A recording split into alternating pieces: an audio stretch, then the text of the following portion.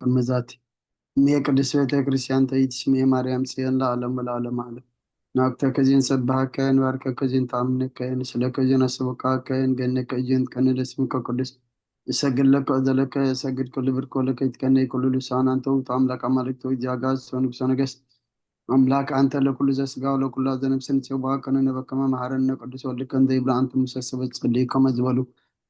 ቅዱስ ቅዱስ ቅዱስ እግዚአብሔር አምላኽና ዝነበርካ ዘለኻ ንኩሉ ሕሊፍካ ድማ ንዘለዓለም ዓለም ትነብር ካብ ምስራቅ ክሳብ ምዕራብ ካብ ሰሜን ክሳብ ደቡብ ስምካ ንዘለዓለም ዓለም ዝተመስገነ ይኹን። ሰላም መዓልቲ ዘውዓልካና ኣምላኽና ንመስግነካ፣ ሰላም ከተሕድረና ድማ ንመቆበካ ንፅልዮ ጸሎት ኣምላኽና ስኻ ትሪኦ ስኻ ትቕበሎ ግበረልና። እንመሃሮ ቃልካ ድማ ኣብ ልብና ሓዲሩ ኣምላኽና ህይወትና ዘቕንዕ ውሽጥና ዘንጽህ መገድና ዘጸብቕ ግበረልና። እዚ ጉባኤ እዚ ኣምላኽና ናብ ጉባኤ ቅዱሳን ዘጸንብር ብመንፈስ ዘዕብየና ግበረልና። ጾምና ባርከልና ቀድሰልና ናይ በረኸት ጾም ግበረልና። ንኩሉ ኣካላትና ካብ ሕማቕ ነገር ኣጽዮም ካብ ሰላማ ጀሚርካ ብሰላም ፈጽመና። ብናይ ኣዴና ቅድስቲ ድንግል ማርያም ኣማላድነት ብናይ መላእክቲ ተራዳእነት ብናይ ነቢያትን ሃዋርያትን ጻድቃንን ሰማዕታትን ጸሎት ኣይትፈለየና። ኣብ ሕማም ዘለዉ ኩሎም ብጸሎት ዘክሩና ዝበሉና ኣምላኽና ሕማሞም ፈውስ፣ ስቃዮም ኣቕልል፣ ሕዙናን ኣጻንዕ፣ ዝዓረፈ መንግሥትኻ ውርሰልና። ጠምዮም ጸሚኦም ዘለዉ ንስኣልና፣ ስጋም ነፍሲ ተኣስብ ትሓልና፣ ፋሕ ዝበሉ ኣክበልና። ኣብ ፀበባ መከራ ብሽግርን ዘለዉ ድማ መሰሮ ፍጠረሎም ዝወለድናዮም ኩሎም ባሪካ ቀዲስካ ናትካ ገርግርካ ዕብየልና። ዝወፈሩ ድሓን የትወልና፣ ዝገሹ ድማ ድሓን ምለሰልና። ዝሃብካና ዓድመ ድማ ንጾም ንጸሎት ንስሓ ንስነ ምግባር ክንበቕዓሉ ኣምላኽና ንስኻ ረድኣና። ብሰማያት ትነብር ኣቦና ሰማያት ትነብር ቀድስ መንግሥትኻ ትምጻእ ፈቃድካ እንተ ኣብ ሰማይ ከምኡ ድማ ምድሪ ይኹን። ንዕለት መግብና ለመሃበና ንሕና ንዝበደሉና በደሎም ከም ዝሓደግናሎም በደልና ንኣምሳና እንደገልና ክፉ ኣድሕነና እምበር ኣብ ፈተና ይተእትወና። መንግስትን ሓይልን ክብርን ዘለዓለም ናትካ እማ ኣሜን። ኣውዝትየ ማርያም ብናይ ቅዱስ ገብርኤል መልኣክ ሰላምታ ሰላም ለክለኹ ሕልናኸ ድንግል ኢኺ ብስጋኹን ድንግል ኢኺ ኣደ እግዚኣብሔር ፀባኦት ጎይታ ሰራዊት ሰላም ለክለኹ። ንስኺ ከዓ ንስ ብርኽቲ ኢኺ ፍረ ከርስኹም ብርኺ እዩ። ኦ ምልዕተ ጸጋ እግዚኣብሔር ምሳኺ እዩ። ኦ ፍስሕቲ ደስ በልኪ ሓጢኣትና ክሰረየልና ናፍቲ ወድኺ ኢየሱስ ክርስቶስ ምእንታና ምሕረት ለምንልና ኣሜን። ይፍታሕ ወይ ስረ ጊዜና ኣምላክና ወዳነ ኢየሱስ ክርስቶስ ቃኒቀ ቀናት ሰሪያት ያድምሳሴ አበሳውል ድልብር ከሻቴ ብርሃን እንቱም አብየ ቀናት አብየ ዲያቆናት ጥሯን ሳይርጎ ህፃናት በበስመከመ ኩንፍታኑ ንፃነ ይረሴን እርስ ክንዋን ሰማያት እግዚኦ መሃረነ ክርስቶስ መልዓ 12 እግዚኦ መሃረነ ክርስቶስ እግዚኦ መሃረነ ክርስቶስ እግዚኦ መሃረነ ክርስቶስ እግዚኦ መሃረነ ክርስቶስ እግዚኦ መሃረነ ክርስቶስ እግዚኦ መሃረነ ክርስቶስ እግዚኦ መሃረነ ክርስቶስ እግዚኦ መሃረነ ክርስቶስ እግዚኦ መሃረነ ክርስቶስ እግዚኦ መሃረነ ክርስቶስ እግዚኦ መሃረነ ክርስቶስ እግዚኦ መሃረነ ክርስቶስ ከምኡውን በእንተ እግዝእትነ ማርያም መሃረነ ክርስቶስ መልዓ 12 በእንተ እግዝእትነ ማርያም ክርስቶስ በእንተ እግዝእትነ ማርያም ክርስቶስ በእንተ እግዝእትነ ማርያም ክርስቶስ በእንተ እግዝእትነ ማርያም መሃረነ ክርስቶስ በእንተ እግዝእትነ ማርያም መሃረነ ክርስቶስ በእንተ እግዝእትነ ማርያም መሃረነ ክርስቶስ በእንተ እግዝእትነ ማርያም መሃረነ ክርስቶስ በእንተ እግዝእትነ ማርያም መሃረነ ክርስቶስ በእንተ እግዝእትነ ማርያም መሃረነ ክርስቶስ በእንተ እግዝእትነ ማርያም መሃረነ ክርስቶስ በእንተ እግዝእትነ ማርያም መሃረነ ክርስቶስ በእንተ እግዝእትነ ማርያም መሃረነ ክርስቶስ። እዛ ሰዓት እዚኣ ምንባር ስጋ ጎይታና ኢየሱስ ክርስቶስ ኣብ መቃብርን እንታ ሰዓት መዓልትን እያ። ከምኡውን ድቃሳ ምሳል መስለ ዝኾነ ከም መወዳእታ ግዜ ዕድመ ሰብ ትቁፀር ናይ ምስጋና ጸሎት ሰናይ ነገርን ዝገበረልና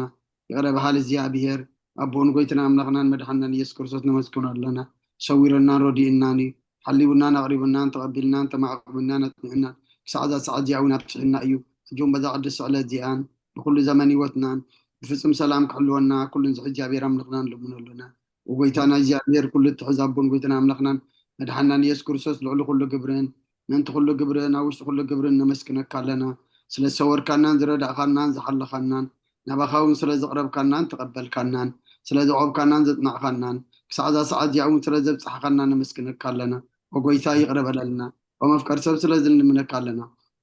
ካብ ምሕረትካ እውን ደሊ ኣለና። እዛ ቅዱስ ስዕለት እዚኣን ኩሉ ዘመን ሂወትና ንኣኻ ብምፍራቅ ብፍፁም ሰላም ክንፍፅም ኣበልና። ኩሉ ቅንኣትን ኩሉ መከራን ሕቡእን ጉርን ዝኾነ ኩሉ ግብሪ ሰይጣንን ምኽርኽፋእ ሰባትን ምልዓል ፅላን ኦጎይታ ካባ ይርሕ ካብ ኩሉ ህዝብኻ እውን ኣርሕ ካብ ዝርያ ዝቅዱስ ኣብ ዘለና የቦታ እውን ኣርሕ ዝጣዕምን ዝሓይሽን ዓዘልና ተመንን ቅርቢትን ኩሉ ሓይሊ ፀላእን ክረግፅ ስልጣን ዝሃብካና ንስኻ ካብ ኩሉ ክፉእ ኣድሕነና ባልሃና እምበርና ፈተና ይተእትወና። ሓደ ወድኻ ጎይታና ኣምላኽናን መድሓንናን ኢየሱስ ክርስቶስ ምንቲ ፍቅሪ ሰብ ኢሉ ብዝገበሮ ምሕረትን ይቕረታን ብሳኻ ማዕረ ምሕውም ዝኾነ መንፈስ ቅዱስን ምስጋናን ፅንዓትን ብኡ ዘለካ ለምን ኩሉ ሰዓን ንዘለዓለም ዓለም ኣሜን። ወኣምላክ ከም ሳህልኻ መሓረኒ ከም ተዓቢርካ ኣበሳይ ደምስስ ካብ ኣበሳይ ኣፀቢቅ ሓፀበኒ ካብ ሓጢኣተይ እውን ኣፅርየኒ ኣነ ኣበሳይ ይፈልጥ ኣለኹ እሞ ሓጢኣተይ ኩሉ ግዜ ብቅድመ እዩ ብዘረባኻ ጻድቕ ብፍርድኻ ንጹሕንካ ትርከብ ሰኣነ ንዓኻ ጥራይ በደልኩ ኣብ ቅድሜኻ ኣከይ ገበርኩ ንሆ ብኣበሳ ተወለድኩ ነይ ከዓ ብሓጢኣት ተነሰተኒ ንሆ ንሓቃዊ ውሽጢኻ እትደልዮም ኣሕበብ እውን ጥበብ መሃረኒ እንተ ክፀልብ ስስምዕ ዛፅርየኒ ካብ በረድ ክጽዕዱ ክጸበኒ ተንዝቐጥቀጥካ የናዕፅምቲ ሕጐሳስ ባህታን ሓጐስን ኣስማዓኒ ገጽካ ካብ ሓጢኣተይ ይከውሎ ንብዘሎ ኣበሳይ እውን ደምስሶ ወኣምላኽ ጽሩይ ልቢ ፍጠረለይ ጽኑዕ መንፈስ ከዓ ውሽጢ ይሓድስ ካብ ገጽካ ይደርብየኒ ቅዱስ መንፈስካ እውን ኣይተግድፈኒ ሓጐስ ምድሓንካ ምለሰለይ ብፍቓደኛ መንፈስ እውን ደግፈኒ መገድኻ ንመፍረስ ዝኽምሮም እየ ሓጣን ናባኻ ክምለሱ እዮም ወኣምላኽ ኣምላኽ ምድሓነይ ካብ ዕዳድም ኣናግፈኒ ልሳነይ ንጽድቃ ዕልል ክትብለሉ እያ ጎይታየ ኣፈይ ምስጋና ክነግር ስኸናፍረይ ክፈት መስዋዕቲ ባህ ብለካን እዩ ተዘይኮነስ መቕረብ ኩልካ ነረ መስዋዕቲ ምራራይ ትብጎን ኢኻ እሞ መስዋዕቲ ኣምላኽ ስውር መንፈስ እዩ ወኣምላኽ ንስውርን ቁጥቁጥን ድባይትን ኾን ኢኻ ንጽዮም ፀጋኻ ሰናይ ግበረላ ንካትያት ኢየሩሳሌም ንደቕ ሽዑብ መስዋዕት ጽድቂ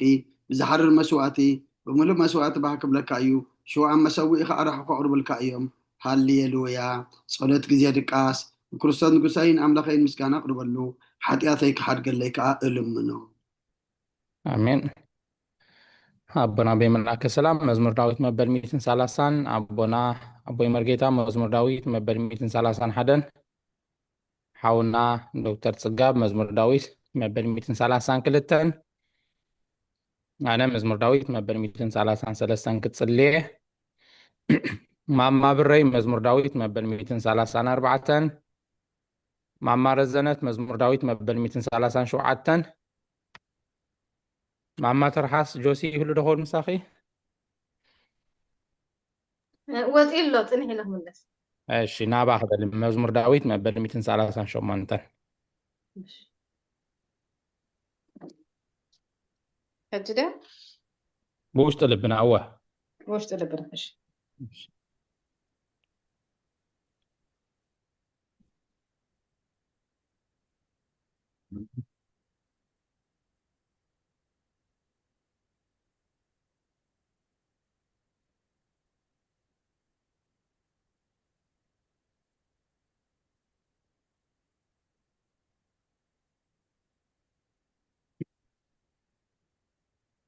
አቦና አቦይ መልአከ ሰላም መዝሙር ዳዊት መበል 141 አቦና አቦይ መርጌታ መዝሙር ዳዊት መበል 142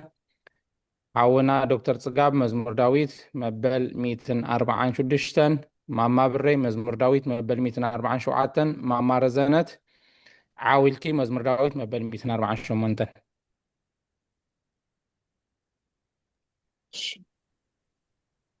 ሃሌሉያ እግዚአብሔር ካብ ሰማያት አመስግኑ ኣብ ኣርያም ኣመስግኑ አሜን ኩልኩም መላእክቱ ኣመስግኑ ዘለኹም ሰራዊቱ ኣመስግኑ ኣትን ፀሓይን ወርሕን ኣመስግኑ ኣቱም ብሩሃት ከዋኽብቲ ኣመስግኑ ኣቱም ናይ ሰማየ ሰማያት ኣብ ልዕሊ ሰማያት ዘለኹም ማያትን ኣመስግኑ ንሱ ኣዚዙ ተፈጢሮም እዮም እሞ ንስም እግዚአብሔር የመስግኑ ንዘላለም ዓለም ኣቆሞም ዘይሓልፍ ሕጊ ከዓ ሃቦም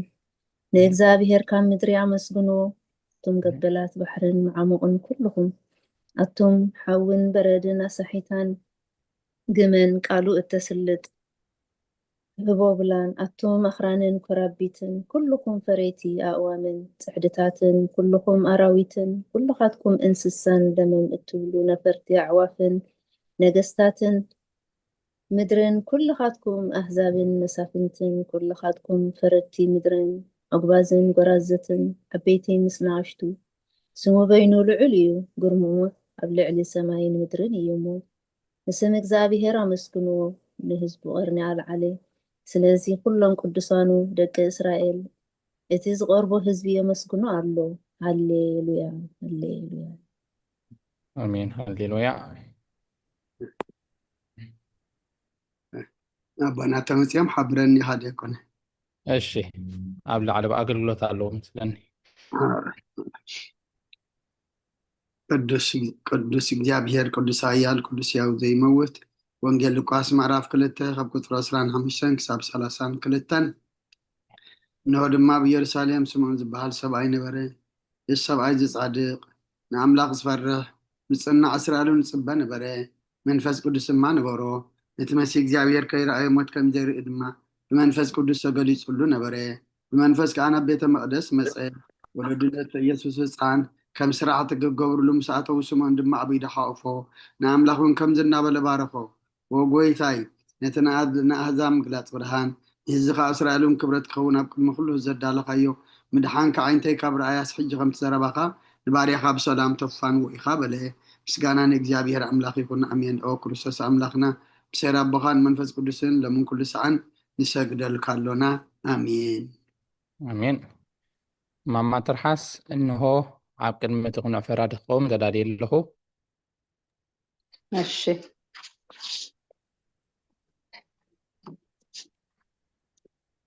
እንሆ ኣብ ቅድሚ እቲ ቁኑዕ ፈራዲ ክቐውም ተደልየ ኣለኹ። እቲ ኣብ መጋይ ዝሓለፈ ዕድመይ ንኹነነ ንፍርዲ ብቑዕ ስለ ዝኾነ ብብዝሒ ሓጢኣተይ ዕድዕድን ቅጥቀጥን ኣለኹ። ግን ከነብሰይ ጌና ኣብ መሬት ትነብሪ ካብ ሃለኸሲ ተነስሒ። ምክንያቱ መሬት ኣብ መቓብር ኣይወድሶን እዩ። ኣብ ሞት ከዓ ዝዝክሮ የልቦን፣ ኣብ ገሃነም እውን ዘመስክሮ የልቦን። እሞ ካብ ድቃስ ትህኪት ተንሲእኺ ናብ መድሓኒኺ ብንስሓ ኦ ኣምላኸ መሓረኒ ኣድሕነኒ እናበልኪ ተማሕፀኒ። ኣሜን። ሰላም ኣብ መንፈስ ቅዱስ ኣሜን። ሓፍትና እልልታ መዋዕል ሰብ ዘይውዳእ መዋዕል ሰብ ዘይውዳእ እዚ ዓለም እዚ ከዓ ንዘለኣለም ዝነብር እንተዝኸውንሲ ነፍሰይ ንፁር ዝኾነ ምክንያት መሃለወኪ ነይሩ። ግን ከእቲ ፅዩፍ ዝኾነ ተግባራትክን እቲ ሕማቕ እከይን ኣብ ቅድሚ እቲ ሓቀኛ ፈራዲ ምዝቕላዕ ኣብ ሓጢኣት ዓራት ተሰጢሕኪ ኣብቲ ሸለልተኛን ከዳዕን ስጋኺ ከሎኺ እንታይ እዩ እቲ ትህብዮ መልሲ? ኦ ክርስቶስ ኣምላኸይ በቲ ኣዝዩ ዘፍርሕ መንበር ፍርድኻ እስንብድ፣ ነቲ ዘለኣለማዊ ፍርድኻ እውን እምብርከኽ። በቲ መለኮታዊ ነፀብራቅ ብርሃንካ እንቀጥቅጥ ኣለኹ። ኣነ ሕሱም ድኑስ ኣብ ዓራተይ ደቂሰ ዘለኹ ኣብ ሂወተይ እውን ዘይግዱስ ዝኾንኩ ናይቲ ተቐባሊ ቀረፅ ኣብነት ብምውሳድ ኣፍ ልበይ እናወቃዕኹ ኦ ኣምላኽ ኣነ ገበነኛ እሞ ይቕረበለለይ ይብል ኣለኹ። ይዜኒ ወዘልፈኒ ወለዓለመ ዓለም ኣሜን። ኣሜን። ማማ ብረይ ኦ ንጽሕቲ ድንግል እሺ ኦ ንጽሕቲ ድንግል ናብ ባርያኺ እቲ ቁልጡፍ ጽላል ረድኤትኪ ዘርግሒ ነተ ኣብ ሕልናይ ከም ማዕበል ዝጋማጠል ክፉእ ሓሳባት ካባ ይርሕቕዮ ነቲ ሕምምቲ ነፍሰይ ኮንትነት ኣዝዩ ሃለዋታት ጠፊእዋ ኣሎ እሞ ናብ ጸሎትን ምንቓቓሕን ናበግስ እያ። ምክንያቱ ንስኺ ከኣሊት ምሕረት እትልምን ኣላይት ኣደን ኢኺ ኣደ ምንጪ ህይወት ንጉሰይን ኣምላኸይን ጎይታ ኢየሱስ ክርስቶስ ተስፋ ኢኺ ኣሜን ኣሜን። ሓፍትና ሉላ ኦ ጎይታ በዛይ ለይቲ እዚኣ ንዓሞ ብዘይ ሓጢኣት ክንሓድር ሓልወና። ኦ ጎይታ በዛ ለይቲ እዚኣ ንዓሞ ብዘይ ሓጢኣት ክንሓድር ሓልወና። ኦ ኣምላኽ ኣቦታትና ንስኻ ብሩኽ ኢኻ፣ በረኸትካ ኣዝዩ ብዙሕ እዩ። ቅዱስ ስምካ እውን ንዘለኣለም ክብር ዝመልኦ እዩ ኣሜን። ኦ ጎይታ ከምቲ ኣባኻ ተወኪልናዮ ዘለና ምሕረትካ ከምኡ ትኹነልና። ኣዒንቲ ኩሉ ንዓኻ ይፅበያ ኣለዋ፣ ንስኻ ከዓ ኣብ እዋኑ መግቢ ትህቦም። ኦ ኣምላኽናን መድሓኒናን ኦ ተስፋ ኩሉ ወሰን ምድርን ስምዓና። ኦ ጎይታ ንስኻ ኢኻ ካብዚ ዓሌት እዚ ንዘለዓለም ተድሕነናን ተዕቕበናን ኣሜን። ኦ ጎይታ ብሩኽ ኢኻ እሞ ፍርድኻ መሃረና። ኦ ጎይታ ብሩኽ ኢኻ እሞ ሓቅነትካ ኣረዳእና። ኦ ጎይታ ብሩኽ ኢኻ እሞ ክብርኻ ኣብርሃልና። ኦ ጎይታ ምሕረትካ ንዘለዓለም ይነብር። ኦ ጎይታ ንዓ ንተግባር ኢድካ ካብ ወለዶ ናብ ወለዶ መዕቆቢ ስለ ዝኾንካ ኣይትንፀገኒ። ኦ ጎይታ ንዓኻ በዲለ እዮ እሞ መሓረኒ ንነፍሰይ ኣድሕና እንዳበልኩ እፅላ ኣለኹ። ኦ ጎይታ ኣባኻ ተወኪል ኣለኹ እሞ ኣድሕነኒ፣ ፍቓድካ ክገብር ከዓ መሃረኒ። ንስኻ ኣምላኸይ ፈልፋሊ ሂወት ኢኻ፣ ብብርሃንካ ድማ ኢና ብርሃን እንርኢ። ምሕረትካ ናብቶም ዝፈልጡኻ ክብርካ ከዓ ናብ ቁንዓት ልቢ ትምፃእ። ፀጋን በረኸትን ምስጋናን ብሓቂ ናትካ እዩ። ኦ ቅድሚ ዓለም ዝነበርካ ንዘለኣለም ትነብር ዘለኻ ኣቦን ወድን መንፈስ ቅዱስን ንዓኻ ምስጋና ውዳሴ ግርማ ይግባእ ሎምን ኩሉ ሰዓን ንዘለኣለም ዓለም ኣሜን። ልዑል ጎይታ ብኣኻ ምእማን ንስምካ ምዝማር ሰናይ እዩ እሞ ምሕረትካ ኣብ ተጥባሕ ሓቅነትካ ድማ ለይተለይተ ኣዘንቱ ሓውና ዶክተር ጽጋብ ውዳሴ ስሉስ ቅዱስ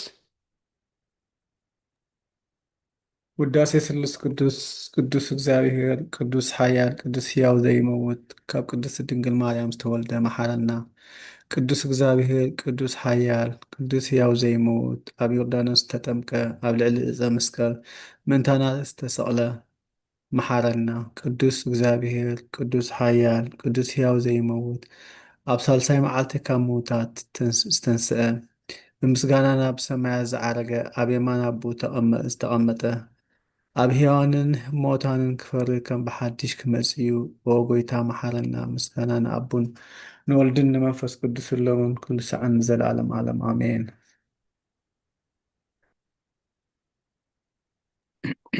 ቅዱስ መሐረና ኦ ስሉስ ቅዱስ መሐረና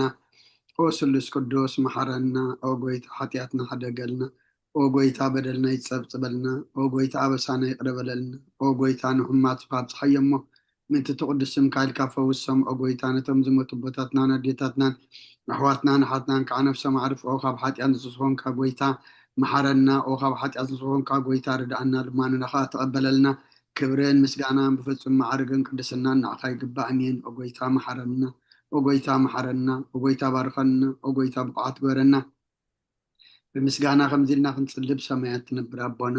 ስምካ ይቀደስ መንግስትኻ ትምጻእ ፈቃድካ እንተ ኣብ ሰማይ ከምኡ ድማ ምድሪ ይኹን ናይ ዕለት መግብና ለማሃበና ንሕና ንዝበደሉና በደሎም ከም ዝሓደግናሎም በደልናን ኣምሳና እንደገና ክፉ ኣድሕነና እምበር ኣብ ፈተና ይተእትወና መንግስትን ሓይልን ክብርን ንዘለኣለም ናትካ ኢማ ኣሜን ኦ እግዝእትየ ማርያም ብናይ ቅዱስ ገብርኤል መልኣክ ሰላምታ ሰላም ለክለኹ እናኸ ደንግዲኺ ብስጋኹን ደንግዲኺ ኣደ እግዚኣብሔር ፀዋዕት ጎይታ ሰራዊት ሰላም ለክለኹ ምስኺ ካብ ኣንስቲ ብርክቲ ኢኺ ፍረ ከርስኹም ብርኽ እዩ ኦ ምልዕተ ጸጋ እግዚኣብሔር ምሳኺ እዩ ኦ ፍስሕቲ ደስ በልኪ ኃጢአትና ክሰሪየልና ናፍቲ ወድኺ ኢየሱስ ክርስቶስ ምእንታና ምሕረት ለምንልና ኣሜን ኣሜን መምህርቲ እምኒት ምስጋና ንቅድስት ድንግል ማርያም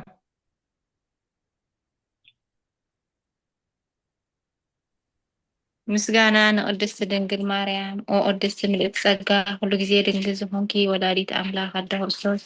ሰላም ንብለኪ ምእንቲ ሓጢአትና ክሓድገልና ናብ ፍቁር ወድኺ ጸሎትና ዕርግልና ንሓቀኛ ብርሃን ኢየሱስ ክርስቶስ ኣምላኽና ዝወለድክልና ቅድስት ድንግል ሰላም ንብለኪ ንሓጢአት ነፍስና ሓዲጉ ክምፍረና ናብ ጎይታ ለምንልና ኦ ቅድስት ድንግል ማርያም ወላዲት ኣምላኽ ንዘርኢ ሰብ እምንቲ ኣማላሊት ናብ ወድኺ ኢየሱስ ክርስቶስ ትሕድገት ኃጢአት ጽጎና ለምንልና ኦ ናይ ሓቂ ንግስቲ ድንግል ሰላም ንብለኪ ኦ ንኣማኑኤል ኣምላኽና ዝወለድክና ኩርዓት ዘርእና ሰላምታ ንቕበልኪ ኦ ድንግል ብጎይታና ኢየሱስ ክርስቶስ ተኣምነት ኣማላሊት ኃጢአትና ምእንቲ ክሓድገልና ተዘከርና ማማ ረዘነት መእተዊ ጸሎት ሃይማኖት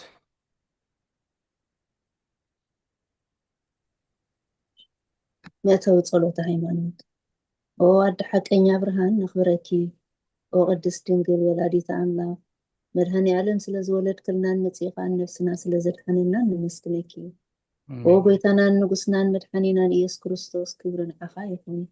ንስኻ ሐዋርያት ሞገሶም ንሰማዕታት ኣኽሊሎም ንጻድቃናት ዕልልቶም ንቤተ ክርስቲያን ጽንዓት ንሓጣን ሕድገት ብሓደ ብዝመለኮቱ ስሉስ ቅዱስ ነብስር ንሰግደሉን ነኽብሮም ኦ ጎይታ መሐረና ኦ ጎይታ መሐረና ኦ ጎይታ ባርክና ኣሜን ኣበይ መርጌታ ናይ ሃይማኖት ጸሎት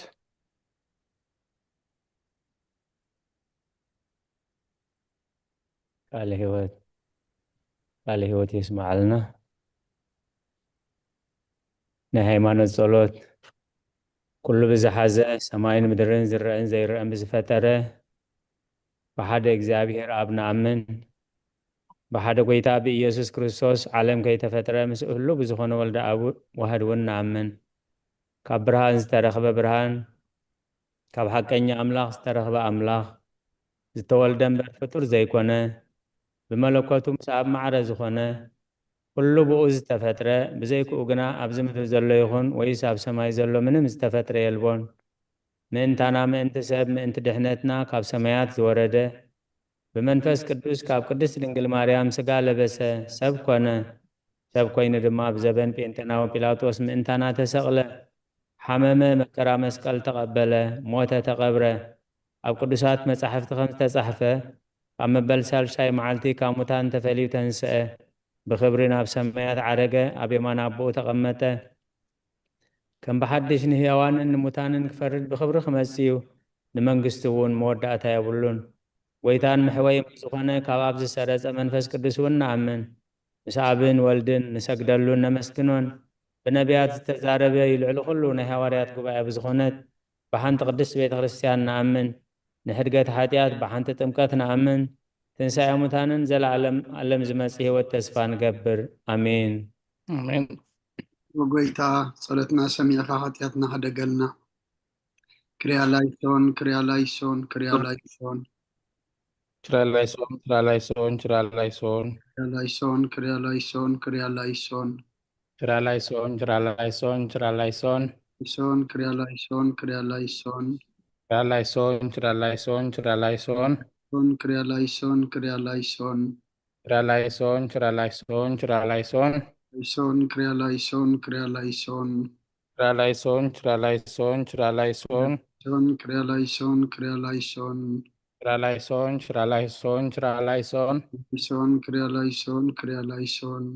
ችራላይሶን ችራላይሶን ችራላይሶን ሶን ክርያላይሶን ክርያላይሶን ችራላይሶን ችራላይሶን ችራላይሶን ሶን ክርያላይሶን ክርያላይሶን ችራላይሶን ችራላይሶን ችራላይሶን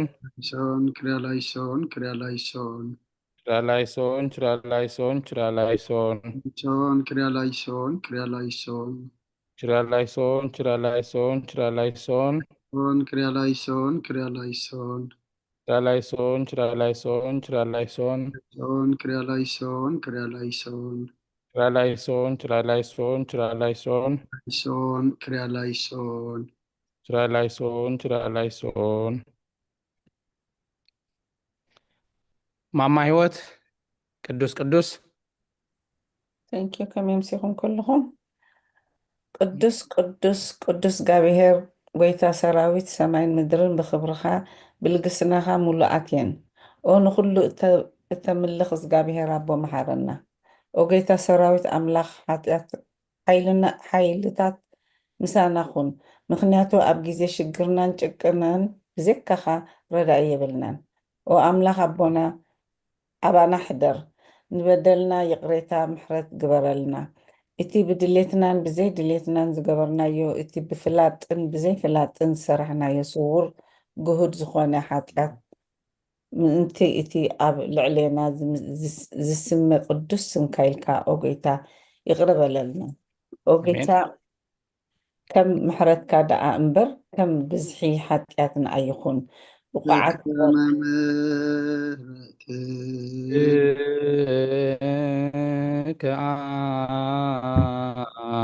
ከአምላክነ ወአቆበከ ማዕበሳነ በከመምሕረትከ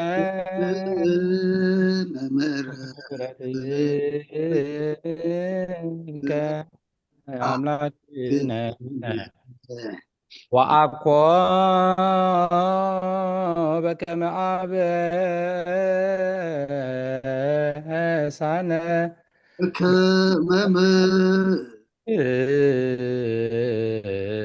ምሕረትከ አምላክነ ወአኮ በከመ አበሳነ ብቕዓት ግበረልና ምስጋና ከምዚ ኢልና ክንፅልይ ብሰማያት ትነብር ኣቦና ስምካ ይቀደስ መንግስትካ ትምፃእ ፍቃድካ ምጣ ብሰማይ ከምኡ ድማ ምድሪ ይኩን ዕለት መግብና ለማሃበና ንሕና ንዝበደልና በደሎም ከም ዝሓደግናሎም በደልና ናብሳና እንደገልና ካብ ክፉእ ኣድሕነና እምበር ኣብ ፈተና ይተእትወና መንግስትን ሓይልን ክብርን ንዘለኣለም ናትካ ይማእምየን ዖዝትየ ማርያም ብናይ ቅዱስ ገብርኤል መልኣክ ሰላምታ ሰላም ለክለኹም ብሕልናኸ ድንግል ኢኺ ብስጋኸ እውን ድንግል ኢኺ ኣደ እግዚኣብሔር ፀባዖት ጎይታ ሰራዊት ሰላም ለክለኹ ንስኺ ካብ ኣንስቲ ብርክቲ ኢኺ ፍረ ከርስኹም ብርኮም ተፀጋ እግዚኣብሔር ምሳኺ እዩ ኦ ፍስቲ ደስ በልኪ ኃጢአትና ሰሪየልና ነፍት ወድኽ ኢየሱስ ክርስቶስ ምእንታና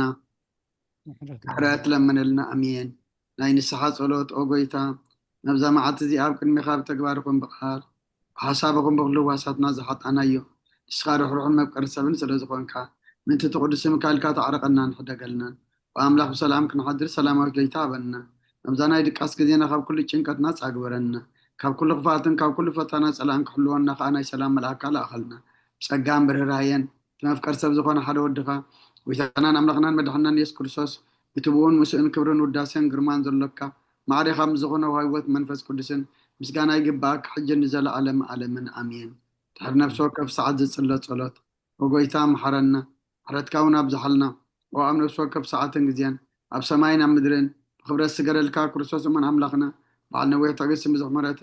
سنات ملاغر روحن تمعنا زقدامهم حتى تنياتات تمحر نحات من السحات من السبيوات كنا برمبر ما زي تدلي من تصبهم دلسوس سمايات كرخون كلهم نبدحنا تتقدم وقويتا بزا سعديان أو كل ساعات اللي معنا تقبل وتناك أنا علنا تزازات كان قبر مرحنا نفسنا قدس سجانا حساباتنا ننسى تبنيتنا ونسمر ما منا فوس حتياتنا حدا قالنا كاب كل خوف عزان سكيات بر لنا قلونا أمكن عقب ودسان ملاك تحلونا نوهدات ابنت كان مرحمنتي نعبت زي مرمرن زي والسنة في التذكام بس حد لنا نسخان زل علم بروخيخا أمين أقويتا مقعات كبرنا مسكانا خمزيلنا خنصلي شمايات تنبر ربنا سمكاي قدس انقصات مسا قد كام تاب سمايكم دمام دريكون نعلت ما قبنا لما هبنا احنا نزودلنا بدلهم كم تحرقنا لهم بدلنا نعوسانا دقلنا كفاد احنا نمبر فتنا يتأتونا نقسن حيلين كبرن نزل علمنا تكايما أمين وزت يا مريم بناي قدس جبريل ملاك سلام لك الله حلنا خدن دريخي شقاهون دريخي دجابير سواد قويتا سراوي سلام لك الله نسخي كوان السبرفتيخي فركر سخون برخيو وملي تسخقا يا بيهر مساخيو وفي السيتي دسي بالكي عديات ناخسر يلنا نفت ودخي يسوس كرسوس منتانا حرت لمن لنا أمين كبرن مسكانا أملاك يكون جابير يقبل له صلاتنا ترفق زين هذا ما أملاك بارخلنا آمين.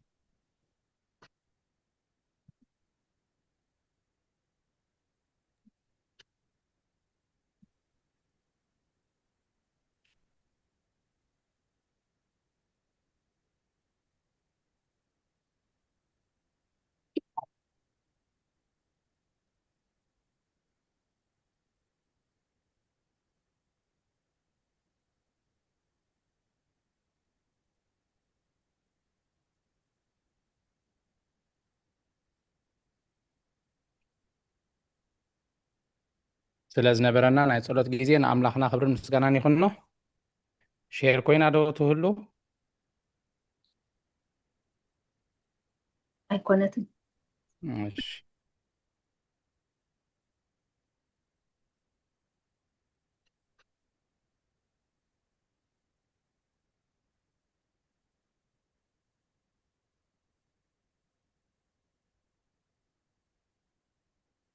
يا ريتا أجخا جخوينا لا ديبا ماشي ثانك يو هراي كبرنا أملاك يخون نلو مخا كم تلمود عب نفس وقت سلوس إنم ببو نباب هايمانوت أبو نلو مدما مغتصلتا نايد حلفة هايمانوت أبو ناي قدوس إبيفانيوس إبيسكوبوس ناي دسيت كوبروس معرف 50 شومونتن كفلي 10 سلسته كاب قطر 10 شومونتن جميرنا كنا نببينا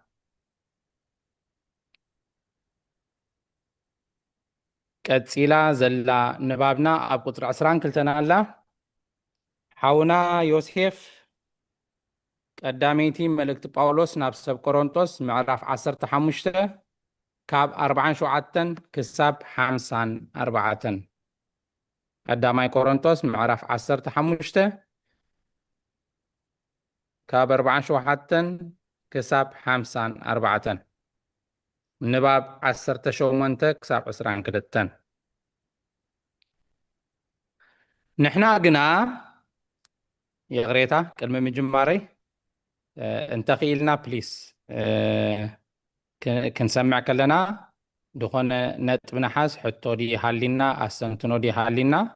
انت أم موبايلنا انت بيرو جيرنا دخونا نت بنحاس كان استنتن انتي كنذكره نقول له نذكره سلا زي نقل تجد ده ولا نتا قطري نصحفها قطر 10 شو من قطر 10 شعتلنا أبتنا استنتنا جزء قطر كندزيا أو تصلي لكم كودا رأهم ከተስተንትኑን ሕቶት ለይኩምን ክትሓቱን ምእንቲ እግዚአብሔር ይኽበረለይ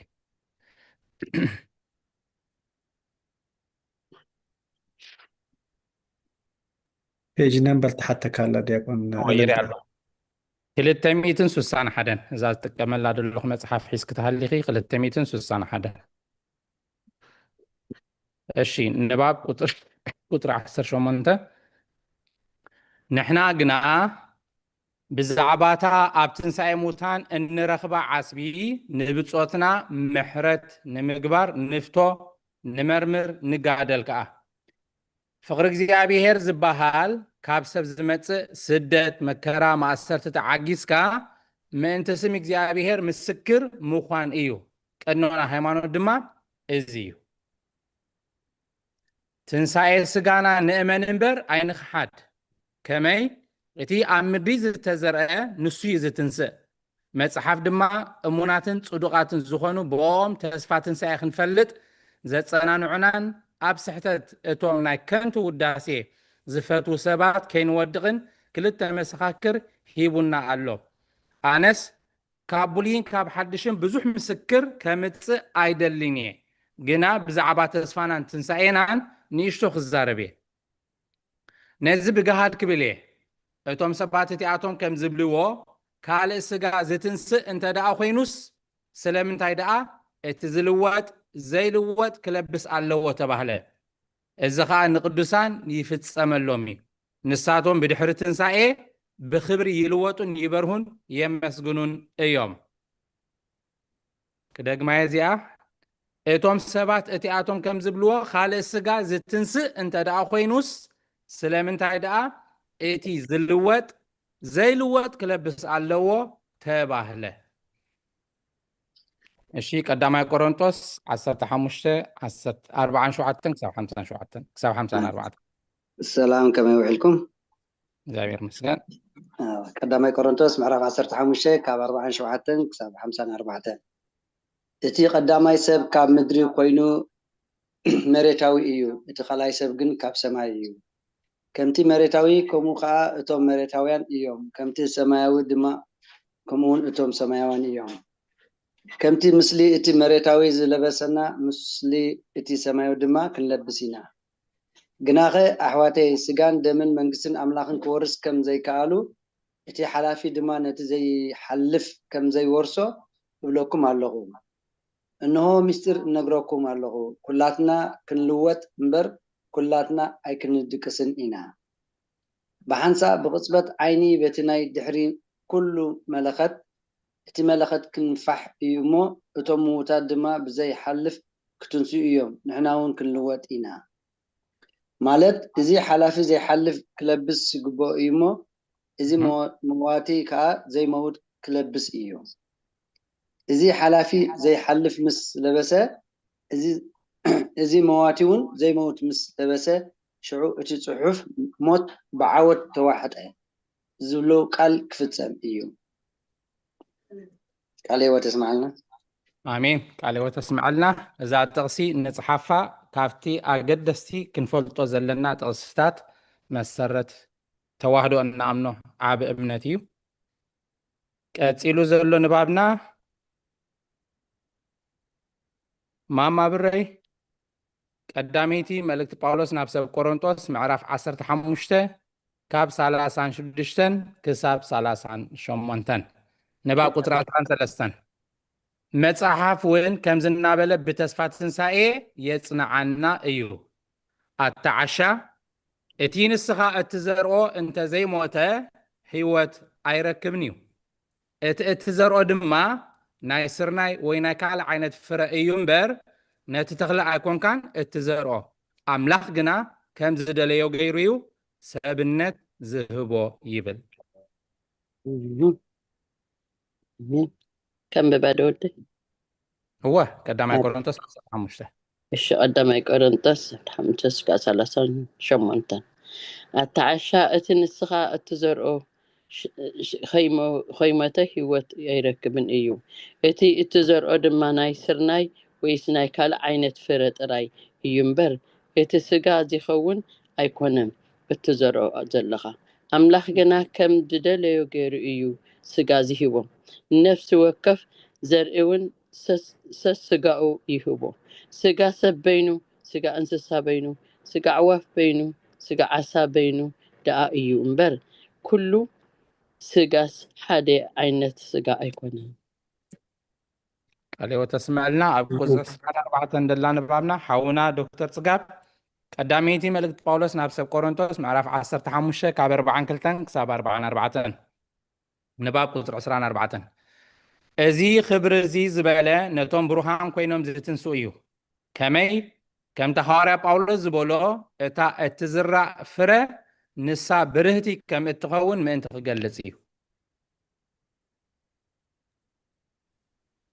قدامي كورنثوس معرف 10 تحمشة كاب فودي 4 كلتن سقاب 4 تنساي متاتون كم ايو بزحلف يزرع بزي حلف كا يتنسى بوردت يزرع بخبر يتنسى بدخام يزرع بحايل يتنسى نفساو سقا يزرع منفساو سقا يتنسى نفساو سقا خاب زهلو منفساو سقاون الله امين امين نفساو سقا خاب زهلو منفساو سقا خا الله الشي أب قصر 15 زلان بابنا ما مارزنت وانجيل يوحنس معرف 10 تغلطة قصري 14 نباب قصر 15 قويتانا وين أب قدوس وانجيل بزعبات نسائي فرسرناي عمدر وديقة انت زي موتت بينا تنبر انت موتت قنا بزح فرقم اتفري بحكي ابلكم اللغ بمبال تزاريبو الله فرسرناي عمدر وديقة انت زي موتت بينا تنبر انت موتت قنا انت زريعة قنا بزح فرقم اتفري بحكي ابلكم الله الشي وانجيل يوحنس معرف 10 تخلطن يوحنس معرف 10 تخلطن 4 فرسرناي ناب مدري انت زي ودقتن زي موتتن بين ايات نبر انت موتت قنا بزح فرقم اتفري بحكي ابلكم عبلكم أمين قال وتسمع لنا كتسيلا أب قطر 17 دلا نبابنا ماما يوت وانجيل ماتيوس معرف 18 كاب حموشته كساب شوعته نباب قطر 16 هاواريا نتافره ذكرا مدحانيناون نتافره نسا بينا سقاو خمزخوانت أفلتان قلتان أمو خنتاي لا تبلو التازت تزرت سقاو ديكونتن كمتي اتملاخ انه نسو تنسيو ابزيو لنزبلو بدحري سالساي معالتي كم مقابر زتنسأ كالودو اللويو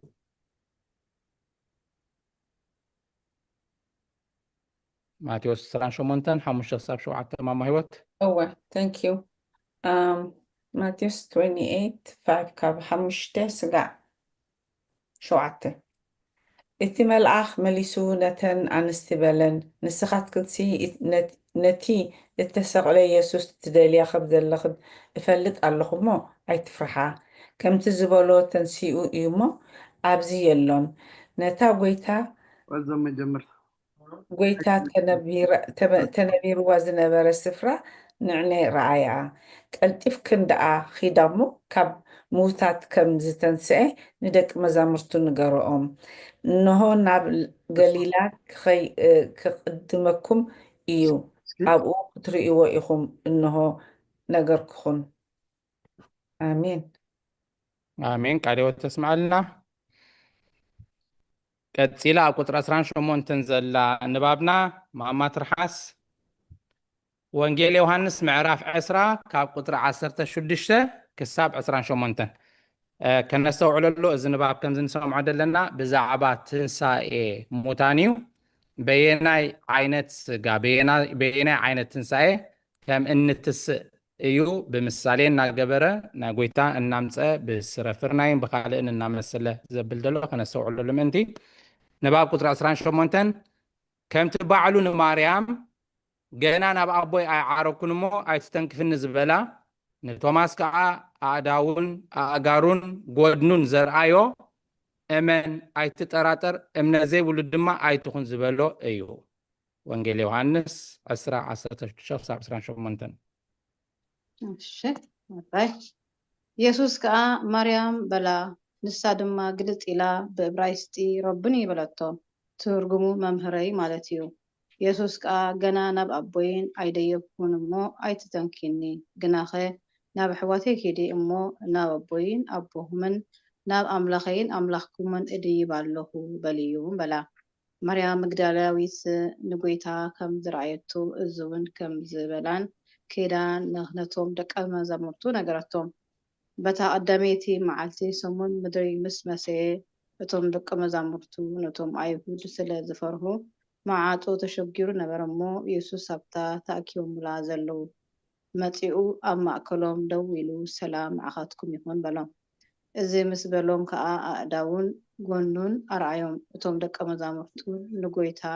ምስ ረኣዩ ተሓጎሱ ሽዑ ኢየሱስ ከም ብሓድሽ ሰላም ንኣኻትኩም ይኹን ከምቲ ኣቦ ንኣይ ዝለኣኸኒ ኣነ እውን ከምኡ እልኸብኩም ኣለኹ በሎም እዚ ኢሉ ኡፍ በለሎም እሞ መንፈስ ቅዱስ ተቐበሉ ሓጢኣቶም ዝሓደኩምሎም ይሕደገሎም ንዝሓስኩምሎም ድማ ከዓ ይተሓዘሎም እዩ በሎም እቲ ዲዲሞስ ዝበሃል ቶማስ ሓደ ካብቶም 12 ገና ኢየሱስ ክመፅእ ከሎ ምሳታቶም ኣይነበረን እቶም ካልኦት ደቀ መዛሙርቱ ከዓ ንጎይታ ርኢናዮ በልዎ ንሱ ግና ኣሰርቲ ሽንካር ኣብ ኢዱ እንተይ ዘይረአኹ ኣጻብዐይ ድማ ኣብቲ እተሸንከሮ እንተይ ዘይእትኹ ኣብ ጎኑ እውን ኢደይ እንተይ ዘይእትኹሲ ኣይኣምንን እየ በሎም ድሕሪ 8 መዓልቲ ከዓ እቶም ደቀ መዛሙርቱ ከም ብሓድሽ ኣብ ውሽጢ ነበሩ ቶማስ እውን ምሳታቶም ነበረ ማዓጡ ተሸጊሩ ከሎ ኢየሱስ መፀ ኣብ ማእከሎም ደው ኢሉን ሰላም ንኣኻትኩም ይኹን በሎም ድሓር ከዓ ንቶማስ ኣጻብዕካ ናብዚ ኣምፅእ ንእዳወይ ርአ ኢድካ ከዓ ናብዚ ኣምፅእ እሞ ናብ ጎነይ እትዎ ኣማን እምበር ዘይኣማኒ ኣይትኸውን በሎ ቶማስ መሊሱ ከዓ ጎይታይን ኣምላኸይን በሎ ኣሜን ካብዚ ብምቕፃል ኣብ ቁጥሪ 31 ሓንቲ ንባብ ኣላትና ሓፍትና እልልታ መልእክቲ ጳውሎስ ናብ ሰብ ሮሜ ምዕራፍ 6 ቁጥሪ 9 ቁጥሪ 10 ንባብ 29 ክሳብ 31 እቶም ሃይማኖት ዘይብሎም ንሱ ከቶ ከም ዘይተንስአ ይዛረቡ እዮም እዚኣቶም ጥፉኣት እምነት እዮም ጎይታና ከም ዝደቀሰ ዳ እምበር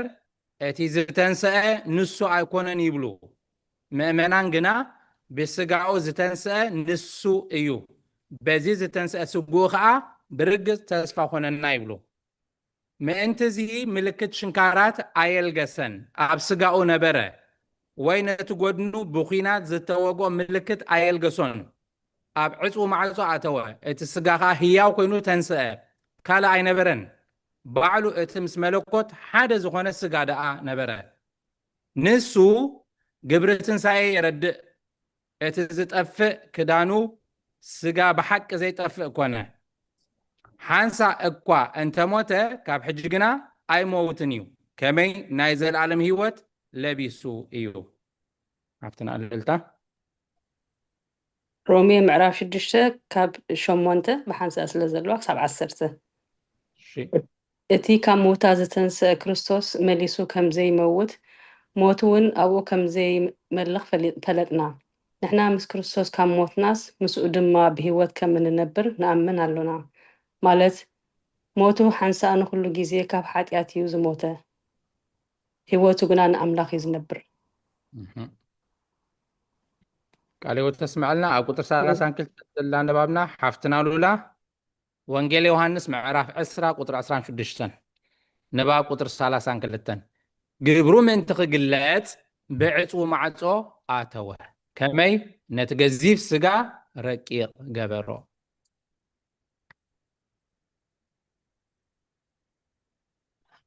ሓፍትና ሉላ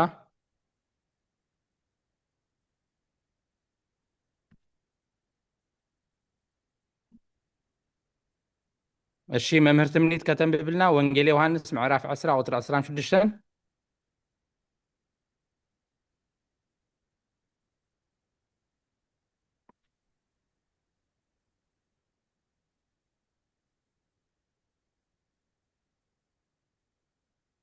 هراء جيزاهم كنتم بعلي كم بباع كم إيش ببعنس إيش يا ريت أتنجي أوكي ወንጌል ዮሐንስ ምዕራፍ 20 ቁፅሪ 26 ድሕሪ 8 መዓልቲ ከዓ እቶም ደቂ መዛሙርቱ ከም ብሓድሽ ኣብ ውሽጢ ነበሩ ቶማስ እውን ምሳታቶም ነበረ መዓፁ ተሸጊሩ ከሎ ኢየሱስ መፀ ኣብ ማእከሎም ደው ኢሉ እውን ሰላም ንኣኻትኩም ይኹን በሎም أمين ቀፂለን ዘለዋ ነባባትና ኣብ ቁጥሪ 33 حاونا يوسف ملكت باولوس ناب سبرومي معرف حادة قصري 4 حاونا دكتور صقاب ملكت باولوس ناب سبرومي معرف شدشته كاب شمونته كساب 11 ما مارزنت وانجيل يوحنس معرف كلته كاب 19 كساب 23 ما بري وانجيل يوحنس معرف 10 قطري 10 شومنته نباب قطر 33 نخلهم نتوم نتا بكريستوس زخونت مدحنا تنسائي زي امنو ما انت خحفرهم اتزموت زي موت كونه اتزطفق زي طفق كونه كما نسون نفسه كاب سقو فليه تنسائي وخا بمنفس نبره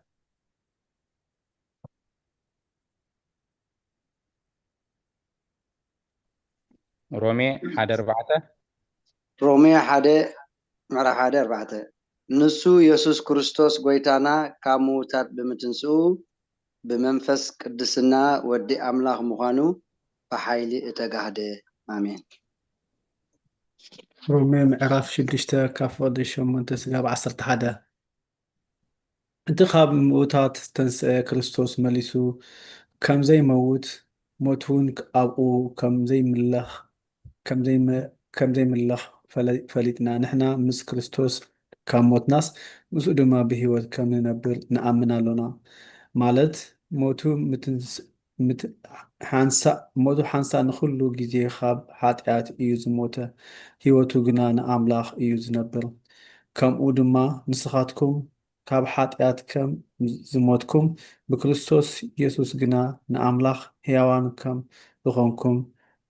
رؤسكم قطروا آمين مين ወንጌል ዮሐንስ ምዕራፍ 2 ቁፅሪ 19 እስካብ 23 ኢየሱስ ድማ ነዛ ቤት መቅደስ እዚኣ ኣፍርስዋ ኣነ ከዓ ብሰለስተ መዓልቲ ከልዕላ እየ ኢሉ መለሰሎም እቶም ኣይሁድ ከዓ እዛ ቤት መቅደስ እዚኣ ብ46 ዓመት እያ እተሃንፀት ንስኻ ዶ ብሰለስተ መዓልቲ ከተልዕላ ኢኻ በልዎ ንሱ ግና ብዛዕባ መቅደስ ስግኡ እዩ ተዛረበ ስለዚ ከዓ ካብ ሞታት ምስ ተንስአ ደቂ መዛሙርቱ እዚ ከም ዝበሎም ዘከሩ በቲ ጽሑፍ በቲ ኢየሱስ ዝበሎም ቃልን ድማ ኣመኑ ነቲ ኢየሱስ ብበዓል ፋሲጋ ኣብ ኢየሩሳሌም ከሎ ዝገበሮ ተኣምራት ምስ ረኣዩ ብዙሕ ሰባት ብስሙ ኣመኑ ኣሜን آمين وانجيل يوحنس 10:18 بعلي إيه بجاز حلفا امبر كابايزي وستايلبون بجا حلفا سلطان اللوني ميلسخ كي وستاون سلطان اللوني نزت إزاد زي خاب أبوي إيه اتقبلكو آمين سادة دي أكون ودا بديري شمتش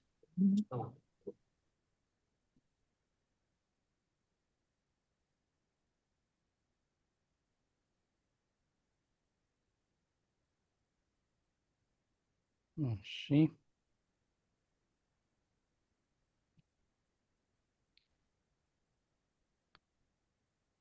قتيلا دلان بابنا أو قطر 35 مزمور داويد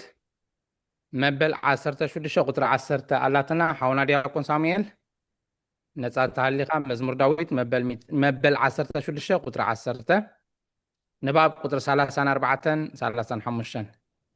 نتي زتشنكرون ملكت ندالن نتي بخينا زتوقون ايدم سسن انتاي دعا اتي عمسك المكرا زتقبل بملكوتو مكرا خمزي بلو افلته إتاز ودقت كنتاب بزي طفقات تنسأت كمي كاب كل أكالو بخفيل إيو زتنسأ إلهم كي حاسبو نسو كلن تناو طفقات أي رأيين مزمور 16 الراديو يكون هو مزمور 16 تشعتن فقد تشعتن 10 بحنساب ينزل له نفسي أبسيو لا يتحدقان قدس كون طفقات كري أي تفقدني خامو سلازي لبي يحقوس كبري إلى ليبل سقايون أبسنع كحدريو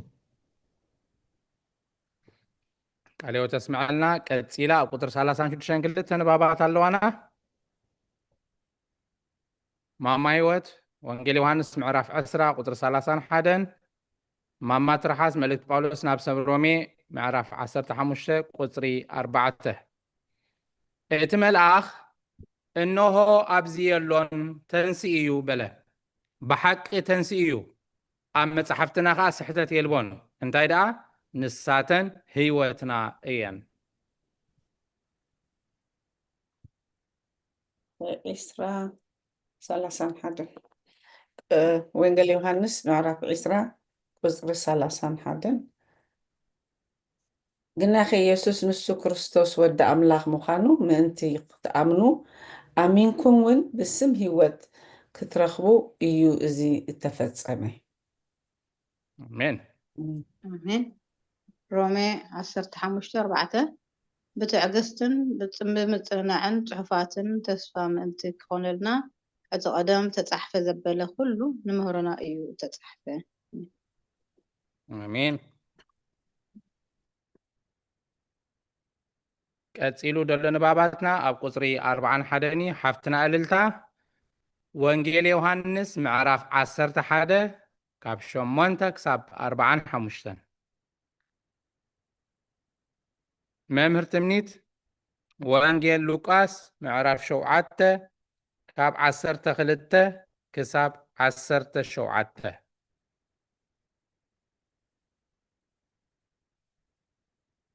حاونا يوسف كالاي مصحف نجست معرف 4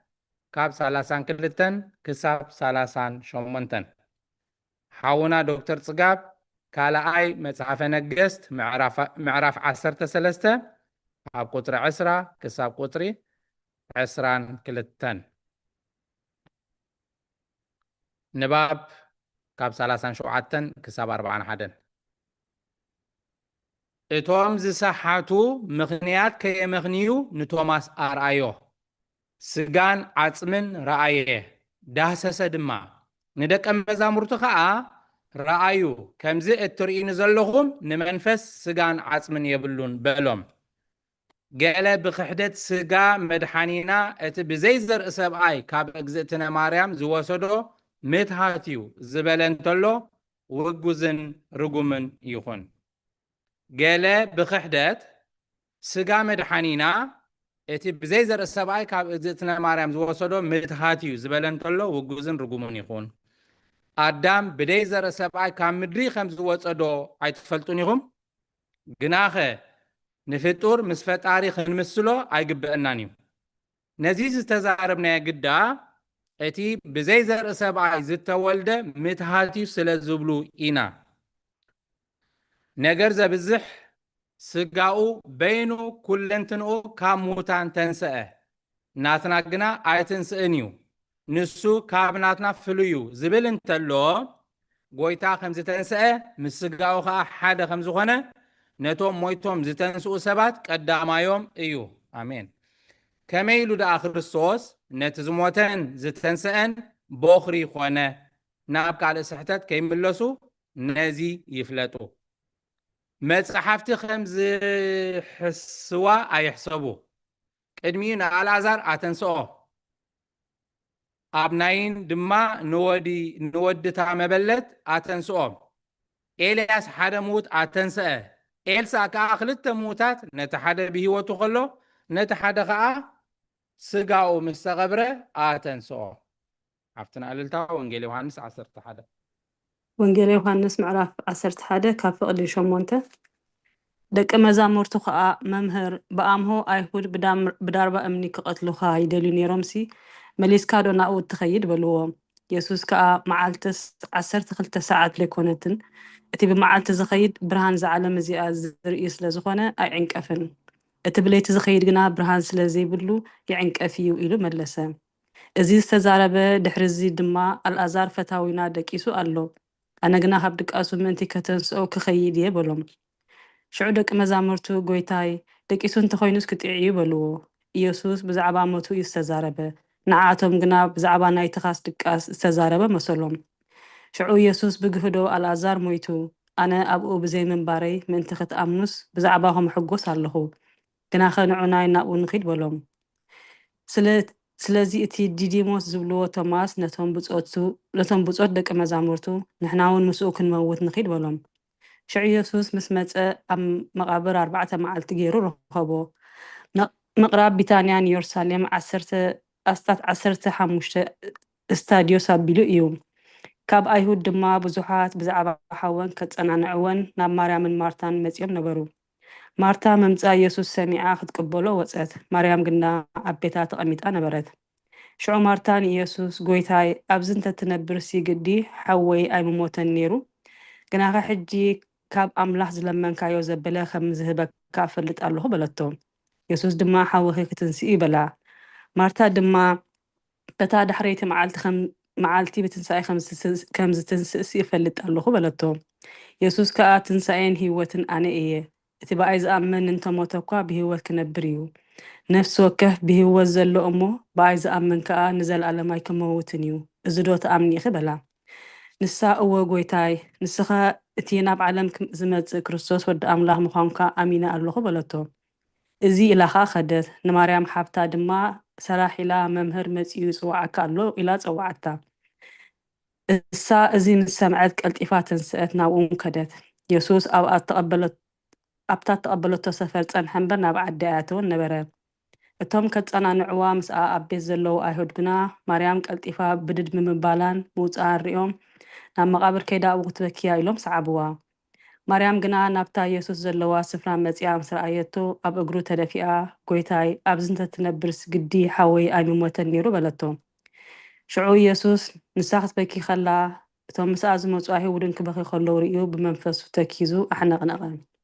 ኣበይ ኣንቢርኩሞ በለ። ንሳቶም ጎይታይ ንዓሞ ርአ በልዎ። ኢየሱስ ነብዐ። ስለዚ ኣይሁድ እስኪ ረኣዩ ክንደይ የፍቅሮ ነይሩ በሉ። ገሊኦም ግና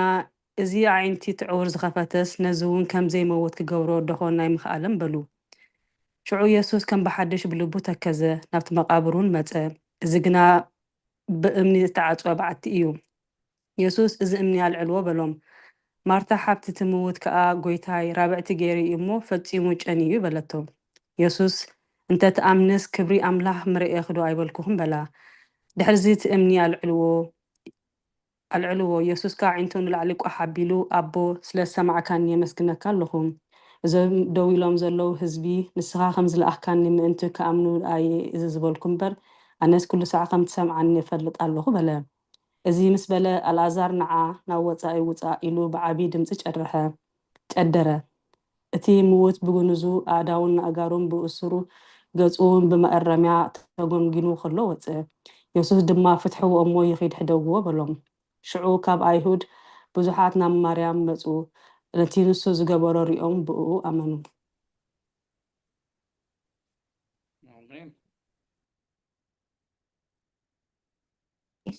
ኣሜን። ቃል ህይወት የስምዐና። ወንጌል ሉቃስ ምዕራፍ 7 ካብ 12 ክሳብ 17 ናብ ኣፍ ደገ እታ ከተማ ምስ ቀረቡ እንሆ ምዉት ተፀይሩ ወፀ። ንሱ ነዲኡ ሓደ ወዳ ነበረ፣ ንሳ ከዓ መበለት እያ። ብዙሓት ደቂ እታ ከተማ ከዓ ምስኣ ነበሩ። ጎይታ ምስ ረኣያ ደንገፀላ እሞ ኣይትብከይ በላ። ቀሪቡ ነቲ ቃሬዛ ተንከዮ፣ እቶም ፀወርቲ እውን ደው በሉ። ንሱ ከዓ ኣታ ጎበዝ ተንስእ ለካ ኣለኹ በሎ። እቲ ምዉት ተንስኡ ተቐመጠ፣ ምዝራብ እውን ጀመረ። ነዲኡ ድማ ሃባ። ንሳቶም ፍርሃት ሓዞም፣ ዓብዪ ነቢይ ተንሲኡልና ኣምላኽ ንህዝቡ በፅሐ እናበሉ ከዓ ንኣምላኽ ኣመስገንዎ። እዚ ወረዚ ድማ ብዛዕባኡ ኣብ ኩላ ይሁዳን ኣብ ጎደ ቦታታን ተሰምዐ። ኣሜን።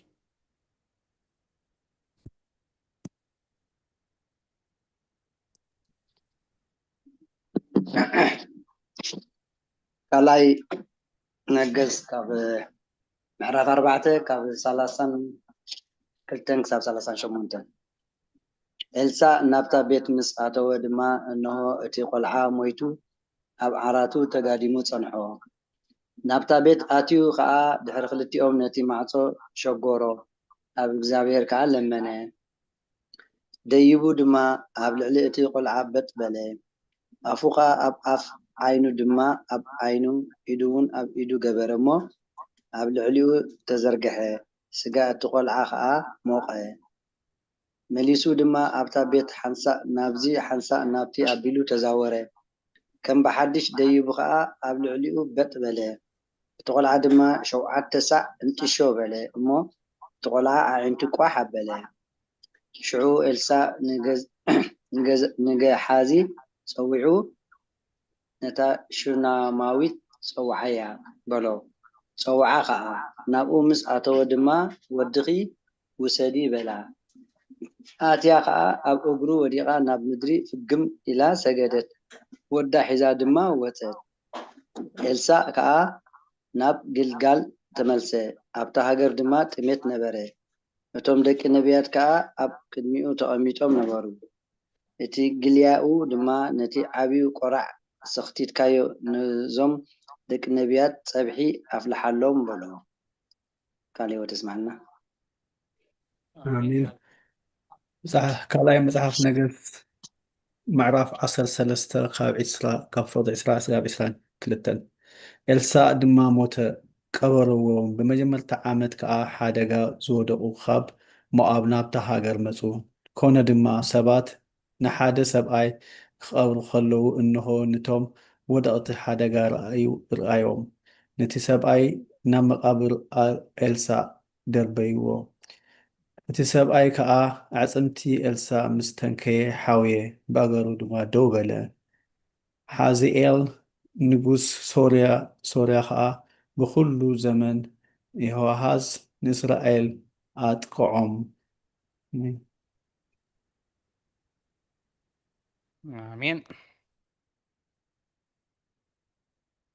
ኣራይ ስድራ ኣምላኽ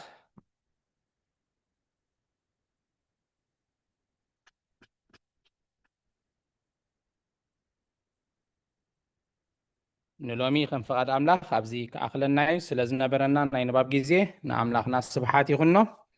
ካብዚ ብምቕፃል ካብ ጉባኤ መዝሙር ክህልወና እዩ። ብዝምር ፈቃደኛ እንተሃልዩ ብፍላይ ድማ ዘሚሩ ዘሚራ ደይፈልጥ ተኮይኑ ቀዳምነት ንዓኹም። ሰብ ተደየለ ኣለኹ ዲያቆን ሆ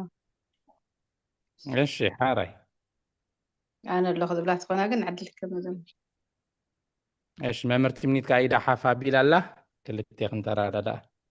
ዝሓንቲ ትንቢት ሓፍቲና ባኺ ድሓን ዘምር ትሓሰይ ማለት ድሓን ክበሪ ሓደ ኢዳ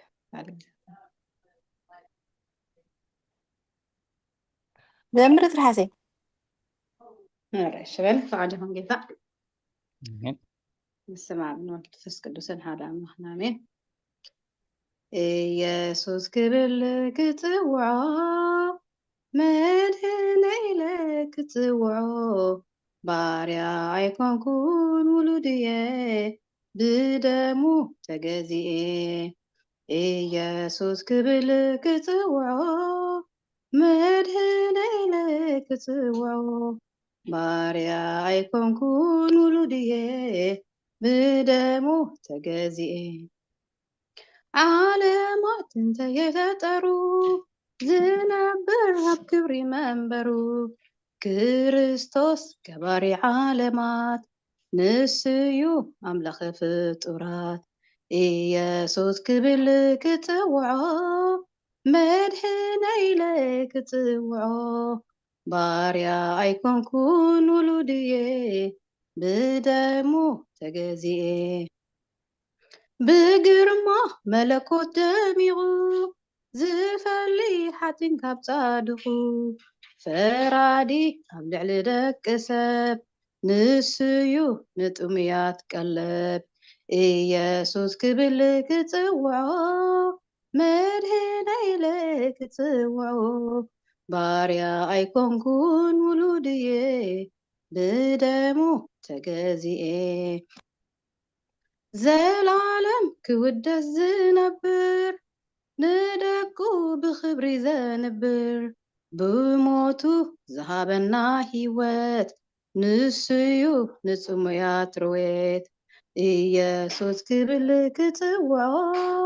መድህናይ ክትጽውዖ ባርያ ኣይኮንኩን ውሉድየ ብደሙ ተገዚኤ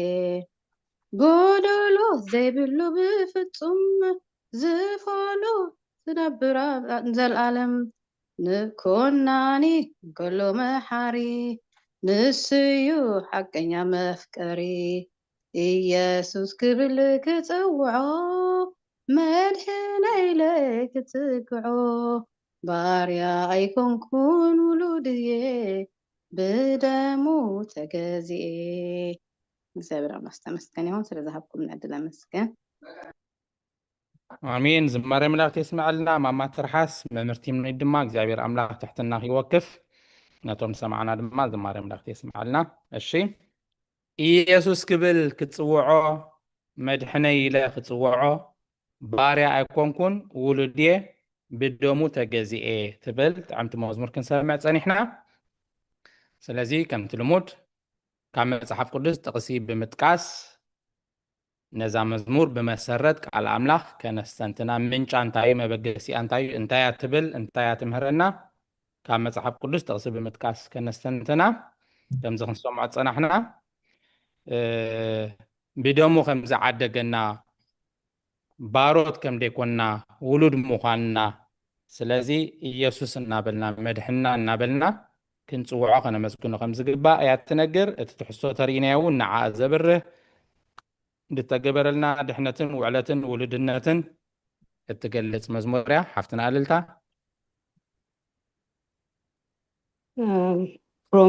መልእክቲ ሮሜ ምዕራፍ 8 ፍቅዲ 14-15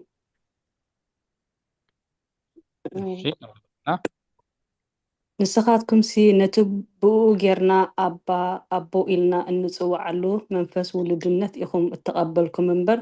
መንፈስ ባርነት ከም ብሓድሽ ንፍርሃት ኣይተቐበልኩምን። ስለዚ እቶም ብመንፈስ ኣምላኽ ዝምርሑ ዘበሉ ንሳቶም ውሉድ ኣምላኽ እዮም። አሜን። ክብርና ኣምላኽ መንፈስ ውልድነት እምበር መንፈስ ባርነት ኣይተቐበልና። ክብርና ኣምላኽ ካልእ ተስማዕና ካልእ ሽማማ ብረይ እሺ መዝሙር ዳዊት 18:5-6 18:5 مأسر سيئل كبيبني مفنتر موت بتشن نيرو بسببنا بእግዚአብሔር ተማህለልኩ ናብ ኣምላኸይ እወሁ ድምፀይ ካብ መቅደሱ ሰምዐ ኣውያተይ ናብኡ ቅድሚኡ ኣብ ኣእዛኑ በፅሐ። አሜን። ብደሙ ገዚእና ብደሙ ድሒንና ብደሙ ዓዲግና ካልእ ተስምዐልና መዝሙር ዳዊት 18:5-6 ካልእ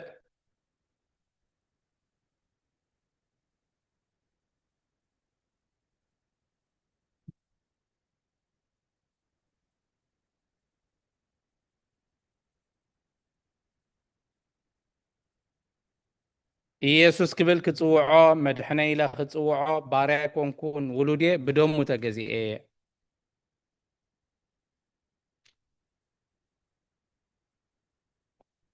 እሺ ነዛ መዝሙር ዝገልጥ ጥቕሲ ካብ ቃል ኣምላኽ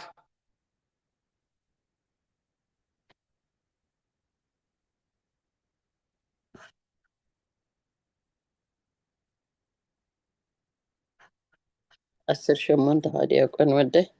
أسرع 22 بحد اللوا. እሺ ነዛ መዝሙር ትገልጥ أوه نمجدتات እግዚአብሔር حليين برس إنت كاب أملاخي أي رح أكون نخل حقوقاته أبكر ما يحزيو إيه سرعاته دم خباي أي فلوه أمه نexabሔር بمتن صدقي كحيسني كم متنسنا داوي فديني تمثل آمين قال وتسمع لنا 10 شومنت 10 كلتن ده هو أسرع كلتان 10 كلتن شيء قال وتسمع لنا أنا دياقون حوي نشتك بلده شيء أبتي ولو كستاي أبتا ما خليت جرس عياتا رأستا تاتبل متن بتعمل صبت مزمور يا ترحسينا مزنا حجي نمهار زلنا ويناي تنساو تبليا تتحدث هاللوا أب قدامي بطرس معرف كلته قصر 24-25 نحاتيات متو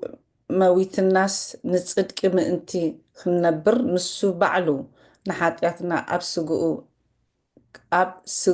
سجاؤو أب عنجيتي صورو بقصلو يخم زحوخم كم التبرر أباجع نيركم يخم مو حجدن نابتي واساخم حلاو نفسكم تملسكم اللخم منعون تأمين ناسي كل جزيه دقو خمس خونه أبونا خمس خونه أبا خلات استخدم رخلو آمين قال وتسمع لنا قدامي تملت بيتروس معراف كلت كعب 24 كساب 25 بوزوح كلت تقصد لا تنام قدامي تملت بيتروس معراف حدا ندحر تذكرنا ايش ابونا دحان تليا ما بلو انا نباخمي راي قلاتي 4 دقين بدحرزي ولو دنبر باريا ايكون كان ولد كاب كون كاغنا بكروسوس وراس املاخيفا آمين قال وتسمع لنا exactly قلاتيا 4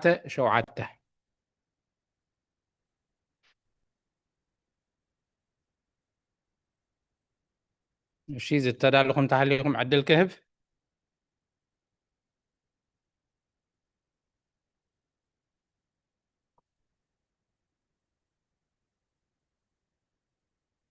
اوكي قدامي تملكت بيتروس معراف حادة قطر 18 19 كأخم بقولكم أنا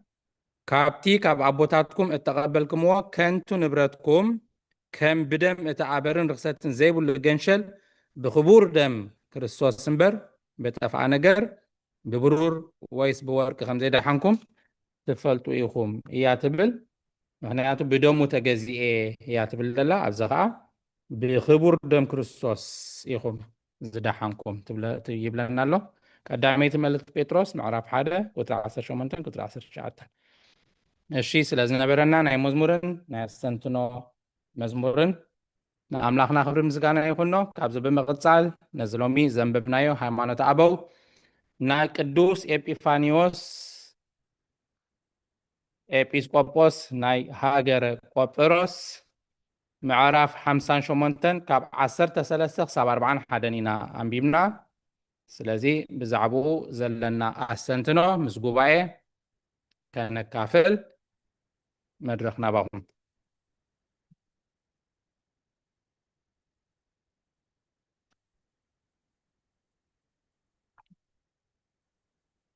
ወትረክ እንደዚያ ውፅለ ይበሉኒ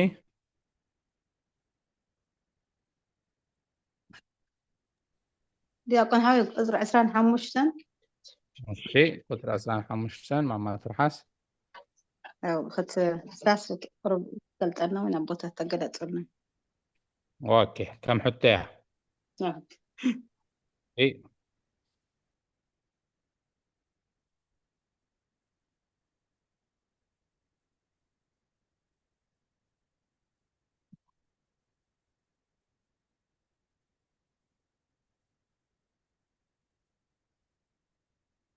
እሺ ካልኦት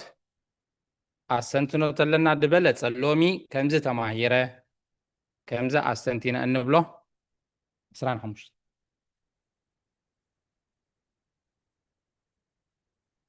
ሕቶ ተለና እውን ፀገም የለን ቀዳምነት ግን ኣስተንትኖ ምስ ጉባኤ ነካፍሎ ሓሳብ ነብርሆ ንገልፆ ነገር እንተሃልዩ ኩላትና ክንመሃር ምእንቲ ሓሳብና ክነፍስስ ፅቡቅ እዩ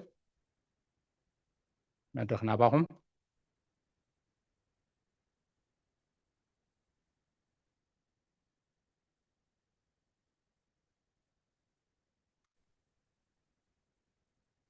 ممهر سارة أبي ملعك السلام جد أغسوا تغسي ملكت باولوس ناب سب جلاتيا معرف 4 قطر 7 سديدات لنا الله اوريدي ابونا بيبو ماسلز هنا ايدغماني ممر سارا سلتنا كل ጊዜ ተሳትፎኺ እግዚአብሔር ክብረልና ክብሪ ሃብከ አምላክ ቃሌ ወተስማዓልና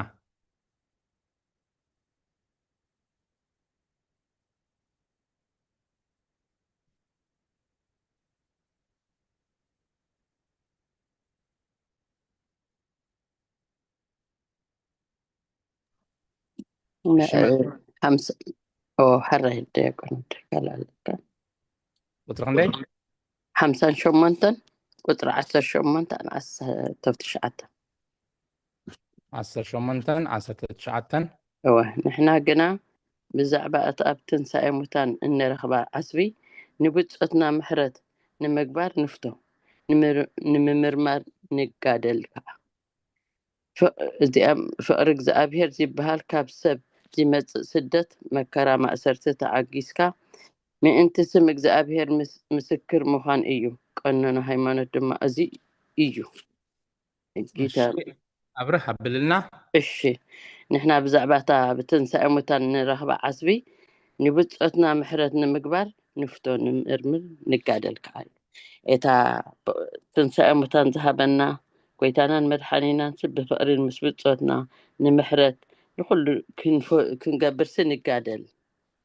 فقر زابهر زبهال كأخاب سماي زمت سدت مكرا مأسرتي تعقيس كام انت السم زابهر مسكر مخانيو قننا ذهبنا دما أزيو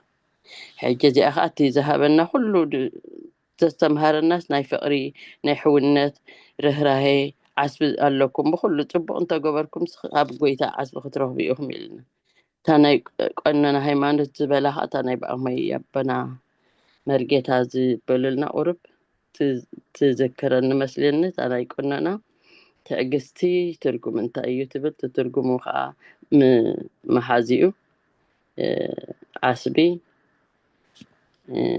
حدا كاب حدقا خاب حقتات زي ملكاس منفساو عبيت زي مهلا كله بمسكانا بريد السخوينة تسمع احنا تقولنا قدامي حدقا شللتنا بزعبات عقستي حدقا زي مستوعل منفساو عبيت زي من ملاس تبل السخوينة تسمعها تاني بقدامي دمهرنا زحالفة دي مسلنا الشيك عليه وتسمع لنا ماما بالرئيس لتنا كل ጊዜ ተሳትፎኺ ክብሪ ሃብኪ امين እሺ ካልኦት ጊዜና እንጠቀመሉ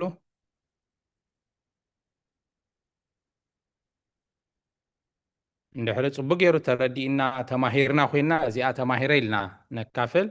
ተደይ ተረዲእና ኸ ሕቶ ንሕተት ኣብ ቦታትና መንጎና ኣለዉ ዲያቆን ሓወር እሺ ዲያቆን اوكي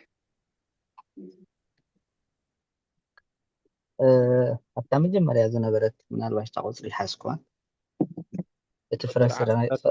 ፍረሰር ናይ ከይመተት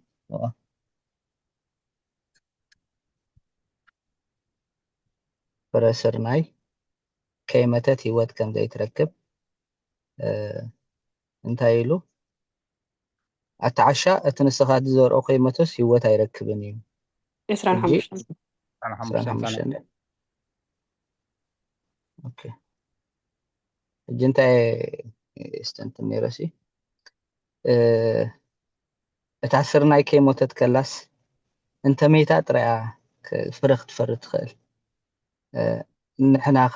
كيمتنا فرخ نفرينا خيلني نخبرنا كيمتنا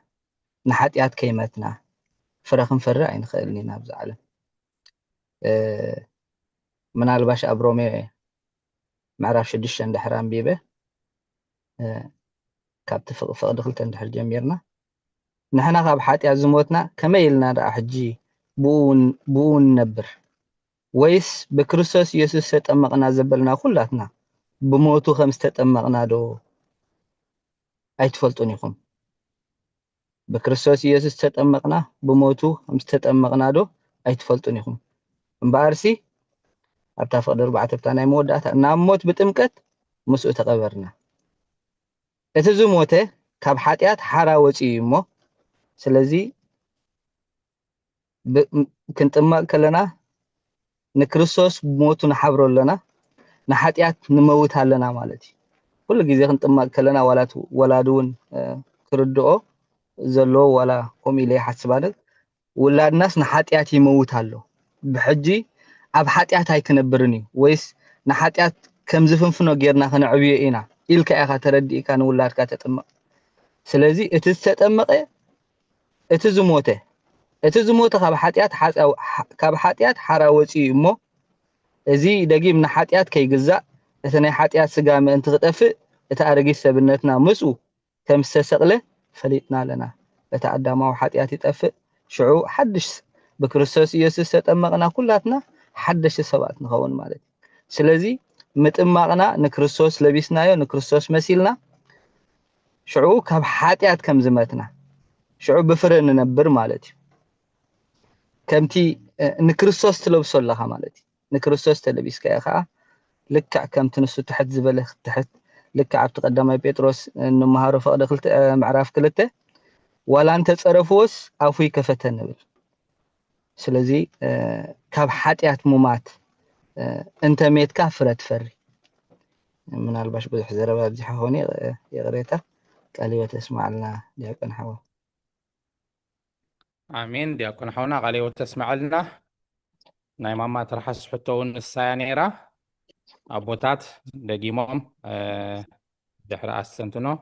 ነታ መልሲ እውን ፅቡቅ ጌሮም ከብርሁልና እዮም ድውሰኹም ተሃልይዋ እሺ ካልኦት ዲያቆን ሕቶላትን እያ ኣብ ቀዳማይ ቆሮንቶስ ምዕራፍ 15 ቁጥሪ 47 እቲ ቀዳማይ ሰብ ካብ ምድሪ ኮይኑ መሬታዊ እዩ እቲ ካልኣይ ሰብ ግና ካብ ሰማይ እዩ እዛ መብሪ ቀዳማይ ቆሮንቶስ 15 14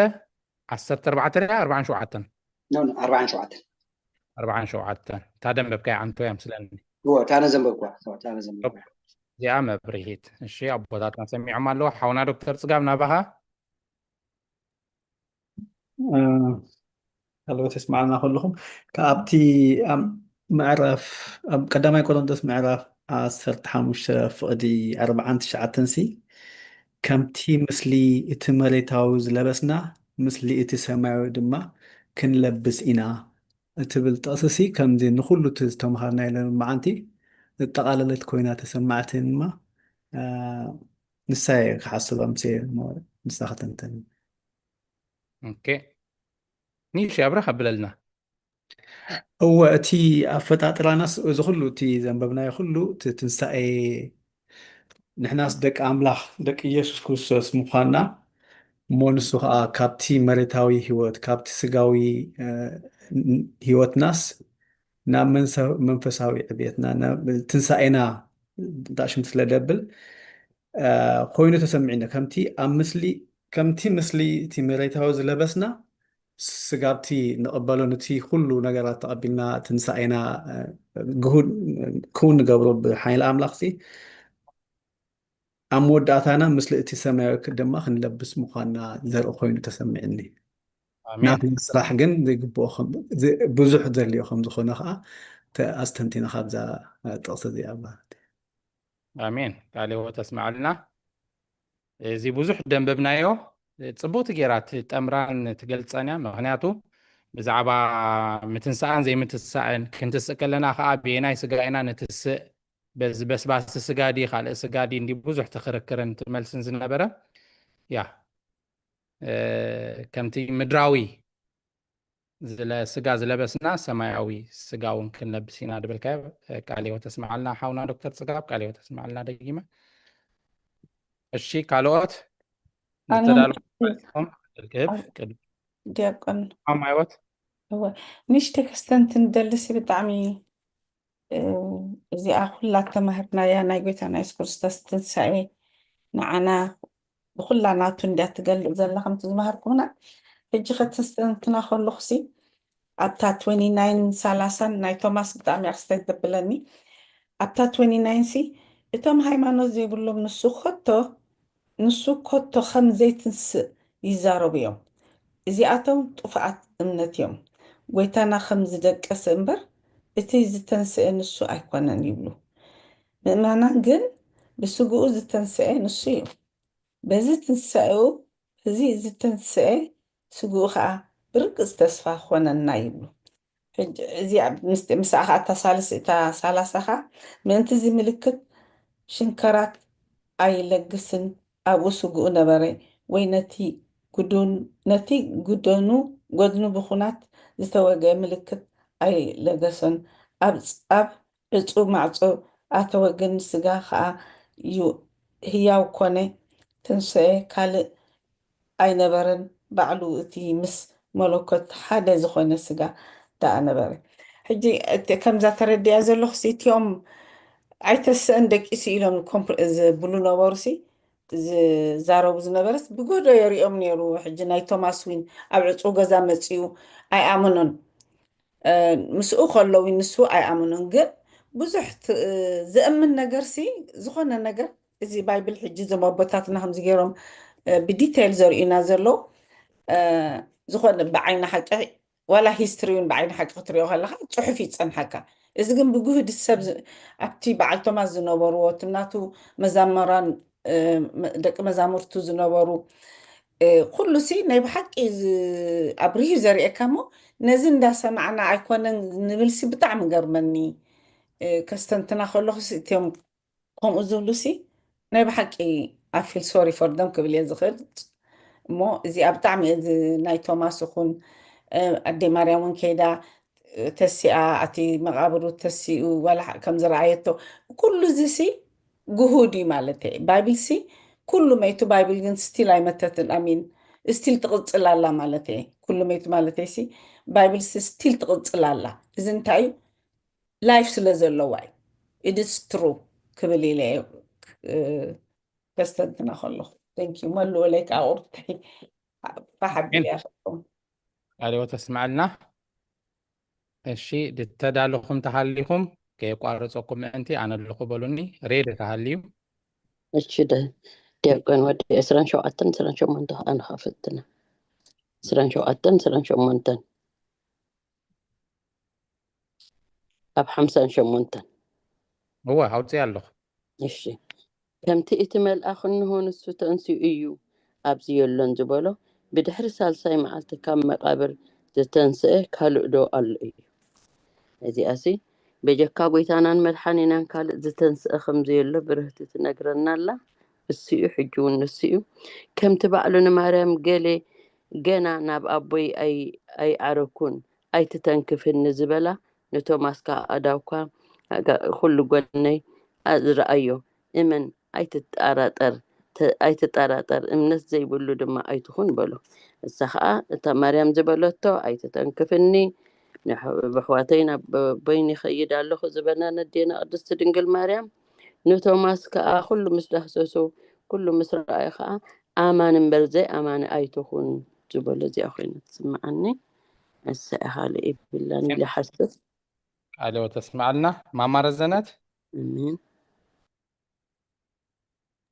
አቤት ኣለኹ ንእሽተይ ክፍትን ኢለ ዲያቆን ሓወይ ምዛና መማብረሪ ቆትሰማዓ ኣነ ኣብ ምንታይ ስተንቲና ቁፅሪ 34 35 36 ደለዋ ነቲ ዝተሸንከሮ ምልክት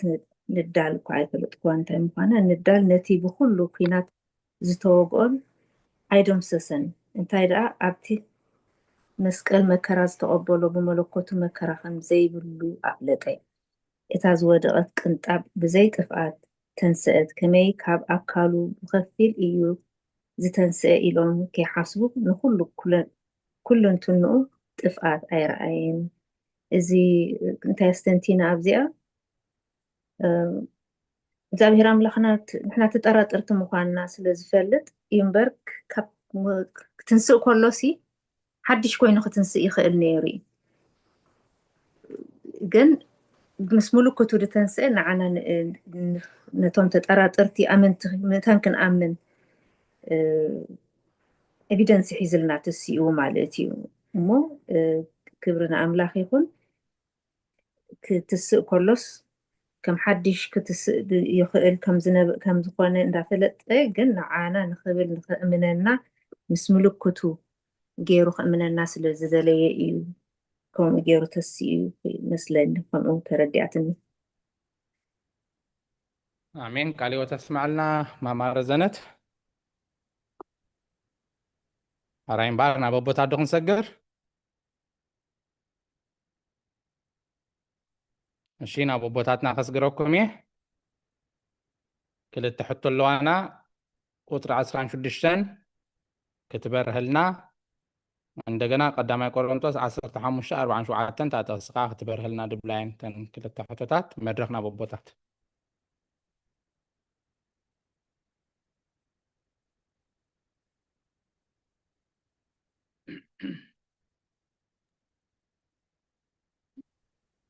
قلت رأسان حموشتني أدي أكون حوالي 26 هون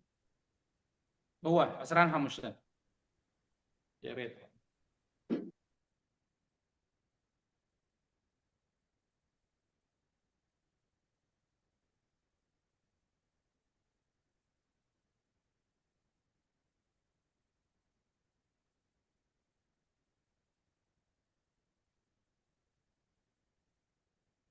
أبا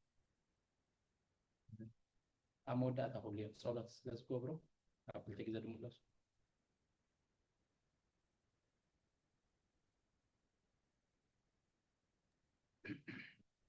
كما يصنعهم حزب እግዚአብሔር ክሳብ ሰዓት ዝብድሓነ ሰላም ዓቂቡ በዚ ቅዱስ ኣገልግሎት ክንሳተፍ ዝረዳኣና ዝደገፈና ልዑለ ባህሪ ፈጣሪና ኣምላከ ቅዱሳን ናይ ባህሪ ምስጋና ይብፅሓዮ ኣሚን ተቀዳመይቲ ሕቶ ሓብትና ትርሓሳሽ መላስ ዝሓተተት ኣብ ቁፅሪ 25 ጎይታናውን ኣብ ቅዱስ ወንጌል ብዛዕባ ትንሣኤ ፍረ ስርናይ ኣብ ምድሪ ወዲቓ እንደዘይሞተት በይና እያ ትነብር እንተሞተት ግና ብዙሕ ፍረ ከም ትፈሪ ብሓቂ ብደኩም ኣለኹ ብምባል ተዛሪቡ ኣሎ ነዚኣ መወከሲ እዚኣ ከዓ ካብ ወንጌል ዮሃንስ ምዕራፍ 12 ቁፅሪ 24 ዝገሊፅዎ ብዙሕ ግዜ ትንሣኤ ሙታን የለን ዝብሉ ብፍላይ ሶዲቃውያን ዝበሃሉ ዓሌት ወይ ናይ እምነት ሰባት ብዙሕ ግዜ ከምኡ ኢሎም ንጎይታ ኢየሱስ ክርስቶስ እውን ይሓትዎ ስለ ዝነበሩ ንሱ ግን ብቕልል ዝበለ ቃል ወንጌልሲ ብቕልል ዝበለ ከም ዝግለጽ ዝኾነ ዓይነት እኽሊ መሸላ ይኹን ስርናይ ስገም ይኹን መጀመርያ ኣብ ምድሪ ይቕበር ይብስብስ ምስ በስበሰ ይበቁል በቂሉ ከዓ ይፈሪ ዕንብብ 30-60 ሚእቲ ከዓ ፍረ ይፈሪ ስለዚ እግዚአብሔር ንፍረ ስርናይ ንምርኣድር ድሕሪ ሞት ትንሣኤ ዝህብ ዘብቁል ኣምላኽሲ ብምስልን ብመልክዕን ኣምላኽ ዝተፈጥረ ሰብ ድሕሪ ሞት ህይወት ኣለዎ እንተበልኩኹም ስለምንታይ ዘይትርድኡ ኢሉ ዝገለጸሎም ጎይታናን መድሓኒናን ኢየሱስ ክርስቶስ እዩ ምክንያቱ ብባህሪ ፍረ እንደዘይተዘሪኡ ወይ ክጣሓኒ ወይ ከዓ ክነቅዚ እንተነቂዙ ከዓ ኣይበቁልኒ ብዝያዳ ሓውና ዲያቆን ሳሙኤል ውን ኣብኣ መሊስዋ እዩ ምናልባት ኣስተባሂልና ኣላ እንተኮይንና እያ ናይ ሞት እዩ ትዝድለ ዘሎ ምክንያቱ ክልተ ዓይነት ሞት እዩ ዝፅበየና ማለት ትንሣኤ ዘለደይን ትንሣኤ ዘለ ህይወት ዝብል ኣብ ቁፅሪ 24 ቁፅሪ 29 ውን ንዓይ ገሊፁ ዘሎ ኣብ ዕብራውያን ምዕራፍ 6 ቁፅሪ 5 ሞትና ንሞቱ መሲሉ ኣብ ሞትን ተሓቢርናያስ ኣብ ትንሣኤ ከዓ ክንሓብሮ ኢና እቲ ዝድለ ዘላ ዓይነት ሞት ማለት ኣብ ካልኣይት ሜቴዎስ ውን ምዕራፍ 2 ቁፅሪ 11-12 እንታይ እዩ ዘሎ ምስኡ እንተሞትና ምስኡ ክንትስኢና ምስኡ እንተተዓጊስና ከዓ ምስኡ ክንነግስ ኢና ስለዚ እቲ ብዘይ ሞት ህይወት ከም ዘይብሎ እቲ ንሞቶ ሞት ግን ኣገዳሲ ምዃኑ ምክንያቱ እቲ ንሞቶ ሞት እዩ ናብ ትንሣኤ ወሳኒ ዝኾነ ኣብ ሓጢኣት ተመይትና ናብ ትንሣኤ ዘለደይኒ ኢና ንትንስእ ኣብ ህይወት እንተሞይትና ከዓ ናብ ትንሣኤ ዘለ ህይወት ስለዚ ተንቀንዲ መልእኽታት ናይዚ መዓልቲ እዚ እውን ንሰንየን ነይረን ኣብ ቁፅሪ 24 إذا خبر زبالة نتوم برهان كوينوم زتنسي إذا خبر زبالة نتوم برهان كوينوم زتنسي أبو قصر عشران شعتن نتوم هايمانوت زي بقولهم نسخهم زي تنسأ يزاربو يومي أب ماتيوس عشران شمونتن قصر عشر تحمشت زلو نتوم مقابر كحلو زتمدوا سبات كمي كم زتنسأ مسنجارو لكأن كهناتن صحافتن فريساويانن تنسيو أيتبولو تسريقو دعبولو كاويز جمر صحافيك ساب حجي أب أيهود كريستوس سقو خم تسرق أمبر كم زتنسأ أي آمنون يوم يبل مالو سلازي فرسرناي عند زي موتت إتا موت بهالزلا موتنا نموت مسيلو أموتون تحبيرنا سابتن سيخا كنا حبرو ينادن دخل آية حتو حزيان تلهو انتو خينا من البات حاونا يوسف زحتة أيو أب قدامي كورنثوس معرف 15 قصري 40 شوعتن بزعبا كلتا قدامي ززارب مندحر تحتو مندحر زي حزيا أرمونيهم أزي كلتا قدام من يومتهم كلتا قدام اتقدامي سب كاب مدرو خينو مريتاوي اتخالا أي سب قنا كاب سماي إيه سلازي موكاس غيرلو سلازلو بتن أب مصحف قدسنا زلو تنسلسته نصبي اندحر كلي غيرناين بزح انت اشمهر رينا لك عبالات مسلالا منالبات حجه بزا ابديت غيرمو زلو اب امس وصانا تقدامي تتمس مسكرነት انتيا ወንጌል ዮሐንስ 3:30 حدني انتيا تنصرلنا اتخاب لعل زمص ዘሎ ንሱ ልዕሉ ኩሉ ካብ ምድሪ ዝኾነ ምድራዊው ናይ ምድሩን ይዛረብ اتخاب ሰማይ ዝመጽ ግና ንሱ ልዕሉ ኩሉ እዩ ዮሐንስ ብዛዕባ ኢየሱስ ክርስቶስ ዝበሎ ምስክርነት ማለት ስለዚህ ተቀዳማይ አዳም ካብ ምድሪ ኮይኑ መሬታዊ እቲ ካልኣይ አዳም ዝብሎ ዘለኻ ንጎይታ ኢየሱስ ክርስቶስ ፍጹም አምላኽ ስግው አምላኽ ስለዝኾነ እቲ ካልኣይ አዳም ኢልዎ ዘሎ ነቲ ቀዳማይ አዳም ዝሞተ ከድሕን ስጋና ስለዝለበሰ ንጎይታና ንመድሓኒና ኢየሱስ ክርስቶስ እዩ እቲ ካልኣይ አዳም ኢልዎ ዘሎ ማለት ስለዚህ እቲ ካልኣይ አዳም كمو مخانون مني حدونا استنتين وانرو كم تمريتاو خمتهم مريتاويان يوم كم تسمياو دما خمتهم سمياويان يوم كم تمثل تمريتاو زلبسنا مثل تسمياو دما كنلبسينا حاونا دكتور صقاب زستنتنا يا مالتي سلازي تا حتو تمليشا هتكون تسفا قبر اتي جزينا يقوباء سلازخونه نقوباء حادقو سلقالاتو እግዚአብሔር ይመስገን ይሁን ስለዚህ ተፈቅደለይ ካ በልብ ይመስገን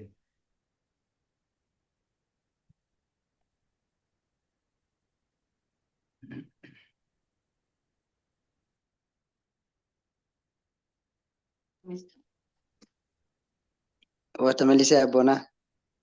قال لي وتسمعنا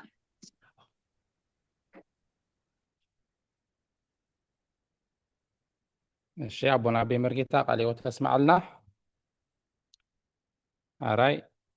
17 دقائق قالوا أبونا أبو ملك السلام ناباكم يو مدرخ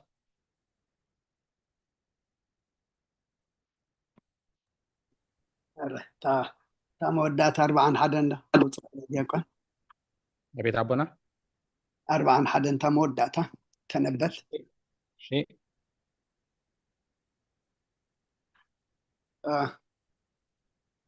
راي كبرنا مسجانا نعملاخ يكون كلكم تساتفتي نايز قبائي كما يوعلكم كما يأنيكم مزمور لزمركي زماري ملاختي يسمع لنا نتا مزمور بتقصتات زغلتكم كلكم من እግዚአብሔር ዘመን አገልግሎትኩም ባርኽ ነቲ ተዋህበና ምዕራፋት ብምንባብ ወይ ድማ ካብትኹን መሃሮ ዘምሰና ናይ ቅዱስ ኤጲፋንዮስ ሕቶ ይኩን ዝተረዳእኩም በስተንትኖ ሓሳብኩም ክትቡ ዘምስኹም ኩልኩም ድማ እግዚአብሔር ዘመን አገልግሎትኩም ይባርኽ حونا دياكون محري قال هو تسمع لنا من أقلقلت كواركم ونبنا بمرجتا قال هو تسمع لنا دارجا تاكلا لومي كنا مهرا زمسنا بزعبا تنسائية نايب حقي أب هيوتنا دما أبزا تسفى زي بالعالم أبزا جزياوت عالم أبزا حلافيت عالم كوينا نصبيو نهارفو تسفى نقبرلو ويبقو نحسب انت دعيلنا تنسائي دايبلنا تزغون كم تخالق فطور ميتنا ننبر نترف انت نخون إذا حجي أملاخي نبلو زلنا نصوم نسألي نسجد ننسح نقرب قال أملاخ دمان مهر نفلت طوفلتنا دما بو ننبر زبهاللنا انتهي سلزلنا ايون دحر كوينو دق تسفى تنسائي سلزلنا زل علماويان مخانا كفلت أنا إلي إمو إذا لمن خم مهرا دمسنا درجاتن كلهم قصرتات بزعبا تنسائي إن بالزاربا بزعباتا نصبيا زلنا تسفى حجي أبتا 4 حدن مودعتا قزر 4 حدن مودعتا لمتنبتلنا مصحفتي كم زحسوا أي حسابو قدم إن على العزار أتنسؤ أبناين دما نودتا مبلت أتنسؤ إلياس حدا موت أتنسئ إلسا آخر تموتات نتحدى بهوت خلا نتحدى خاء شجعوا مستقبره أتنسؤ إلو كويتا نعل أزار كم زتنسؤ نوديتا مبلتون حدا ودا نعم مقابر نداو صدوه خلو نتي عريزات سكيمة مولو زنبرو أقمت ويلو تسعة قوبزيلو خمزة تنسعو إلياس حدا موت كمزة تنسعي إلسا دما كلتا موتات نتحدا بهوت خلو نتقلعا نتخالع أي دما أب معرف 13 خالعي نقست بموت خلو أبتي كبابي إلسا تقبير لزنبرا أو مسبصحو سبك قبري لهم كيدهم قريزات سكيمة حدا غاز ودكو أدبيهم تصنيحهم أو مستا عراقسوهم نتي موت رئيسات سكيمة مزنبرو أبتنا إلياس ناي إلسا إغرتا مقابر دربي ومو ناي تزمت إلسا عصمتن كيدما كمز تنسئي إذ نقرنا تنتقصتات نقول لنز تقصا دما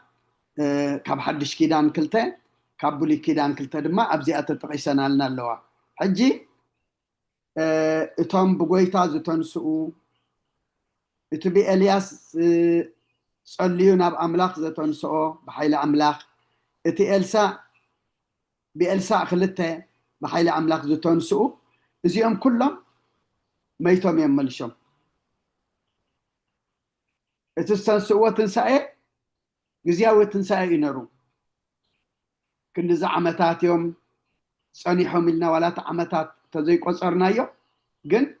قرب عمتات تكون موائل صنيحهم مليشهم تاي كوينهم يوم ميتهم يوم اتي كنقرنا زمسية تنسائي متان ويتن احنا نصبه زلنا تنسائي جن كمزي إذا ما بدو تصحيف ما زلوا نا العزار نا ودات مبلات نا بإلياس تنسأ قلعة بإلسا زو تنسأ كلته كم وتنسأي أيقونا النسبة زلنا تنسأ كريستوسيو مغنياتو تنسأ كريستوس حنسابن نحوارن زل علماوي تنسأي هياو كنكا منباريو أب قدام أب رأي يوحنس معرف حدا قطرة 10 من تنتايز بلنا مصر أخو دما كموت كوينة أب أقارو ودوكو نسو يمانا إيدو أنبر اللي كمزل نابلي أنا تقدامين اتدحراين اتهياون إيامو أي تفرح ما يتنبركو إنه خاح نزال عالم هياو كوين إيه مرحمتن سيولن كا علوني كبرنا مسجانان نعمله يكون زي يوحنس زاربو زلو نتخموتات تنسئ قويتا مصر آيوسي أب أقارو ودو كو إزبل دلو أب أقار قويتا مسودق يوحنس قويتا دما يمانا يدو كم زنبرلو زمسكر زلو مسعان برلو سنبادي أخون اتمودا أخون مستذكرة فرحاتو مسقدفو قويتان تايلو أنا اتقدامين اتدحراين اتهياون إيامو أي تفرح أنا انتاي قداماي دحراي اتهياو يدما أي تفرح ميتنري إنه خا نزل عالم هياو إيه حجي إتان حنا النصبيا زلنا تنساعي جزياوي تنساعي ناي عمتات ناي وارح ناي معلتات تنساعي زي كونسي زي العالماوي تنساعي إياه ما يتنبركو إنه خا نزل عالم هياو إيه أما نايزن نزل عالم هياو زخونة نعنام انتي نزل عالم هياوان كقبرنا يلو أم مسكال زو عللنا عدانا زغفللنا بجا زحلفلنا بقسلو قسل حقيات زفوسلنا بحمامو حمام حقياتنا زفوسلنا نحنا لومي نايتن نزل عالم هياو زخونة قداماين دحراين ميتو زنبره نزل عالم جنا هياو زخونة أب إيدو دما ناي موتن ناي شئلن مرحو مفتح زلوة كنكون إيو إذو صحف زنقرنا زلو مخنياتو إذو نقر زلو نعنا إيو نزل عالم سبينا نقرالو كنتنسئنا نايزل عالم كبر زلوة تنسألو نايزل عالم سقاي زلوة تنسأيون ألو اتم تنسأ كل إخ تنسأ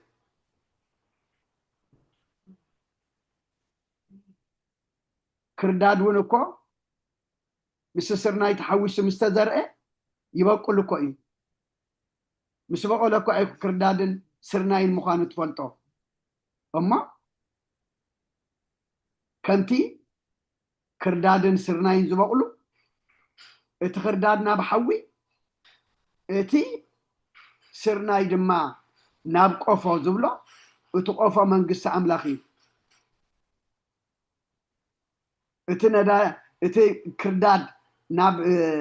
نداد حوي زبلو دما ناب جهنم أسات مالتي لأن كله يتنسى سرناي بسعاد كان تمثلوا تكرداد دماني حتى عن ملكتي أما نحنا دماني كل إذا تنسى أنت حتيات قرنا أنت تصدق قرنا أنت تعززنا أنت بزمدر خلنا أنبيلنا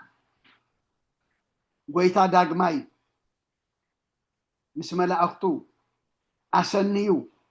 بسلاحتا زي كونه بجدرتان بليك أملا أختن تسنيو كمتس كله كل يختس كل يبقد ميدو كبل إذا لما نزل عالم فردنا إن قبل اللو بيو أما إتنحنا إن صبيو زلنا تنسعي إنه نزل عالم هياوية مرهماتن سيئلون علن نزبله نايت قدامين دحراين زخنة هياو أملاخ نحنا ناتوئنا تنسعينا نتنسعيو خمسل حجن تغن قبر قبعنا ناتغن كون قبعنا دمت خنا للقبعنا نعوهم فلطة قبعنا فليتنا لما خنسعوبة قبعنا معاس انت دايلنا حجين فما علت مدحان حجية اما بسفحو زنقرنا زلو بزعبا تنساية اتا نصبايا اتا تريفانا زلا تسفا اساس لزغونتيا اما كم دك تسفا متن نحنا صباح نغو مدراويان زي كنا سماويان غزياويان زي كنا زل علماويان إنامو إذا تردينا دما نابتي نزل علم هياو زغونه زنبره زلو نخلو أحلف دما نزل علم زنبر هياو أملاخنا ناتخون كون جابير نخلنا يحجزنا مودعتا كلنا دما يتصبقلنا سلخلو جابير أملاخنا مسجانا يبصحيو نخلكم دما زمن أقلقلتكم يبارخ دك تسفى مخانا زل علماويان مخانا تدالولنا بوتا خمزلو فليتنا تردينا دما نايت بوتا سفرات دليلنا زلو خد كحشكم أبيت أبوي بزح ما هدر الله سفرا خدالولكم خير الله خمو تمليس دما أبتا أنا زلو ونسخاتكم انت قتلوز تمليس متيخ وزدكم زبلنا قويتا ناتو قلنا كنت أنحمو كبر زلو تنساعيه حقوز زلو تنساعيه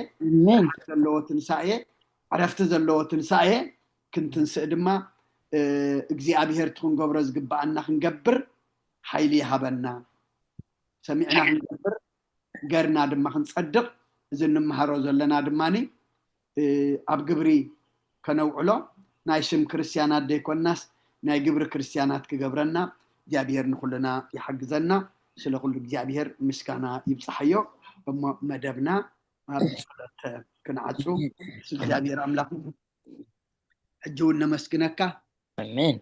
نجمر زنقاق حنا جميرنا نخن فصم ما زي تفلقنا سقا خما كبر مسكانا ناخا يكون اتن مهارو زمسنا املاكنا احنا زالعالماويان برغزياويان كم زي كنا سماويان بر مدراويان زي كم زي كنا ابزن غزيو اب كراين نبر دي كنا سايدا نزل عالم تداليلنا خمزلو دك تسفا مخانا فليتنا تسفا تنساء خمزلون تردينا اتحجي كنقبر زقبعنا خنقبر املاخنا نسخ حقزنا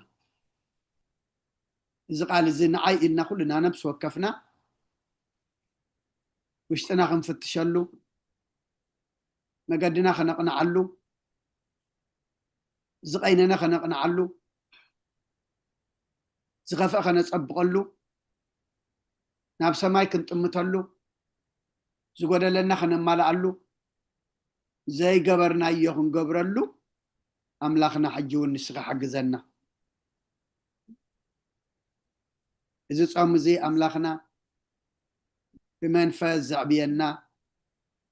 كل هواساتنا دما قدمي كاب اخلماي مصامنا هواساتنا خاب كل حماق نغير كنصوم يعينتنا زريو خبرخا لسانا دزاربو نمسغانخا اذاننا دسمعو قدس قالكا لبنا زحسبو سماوي خبرخا اغارنا زخدو قدس بوتاخا أداونا زقبرو دما كله سناي قبري نخبر خاز قلت أكونا سخا حق زنا سلام جمير كادم بسلام أفتسمنا كل بعالمنا نريء زلنا وقئن ورا وقئن موتن برستن تميتن كل نجر حماق زبل دما أرحق لنا سبات كلنا بعلنا نفطرو زلنا تسقمي نتفتار تسقم زخونه ديابلوس لتعززنا إنا زخل بعالمنا أبكند سلام هوكت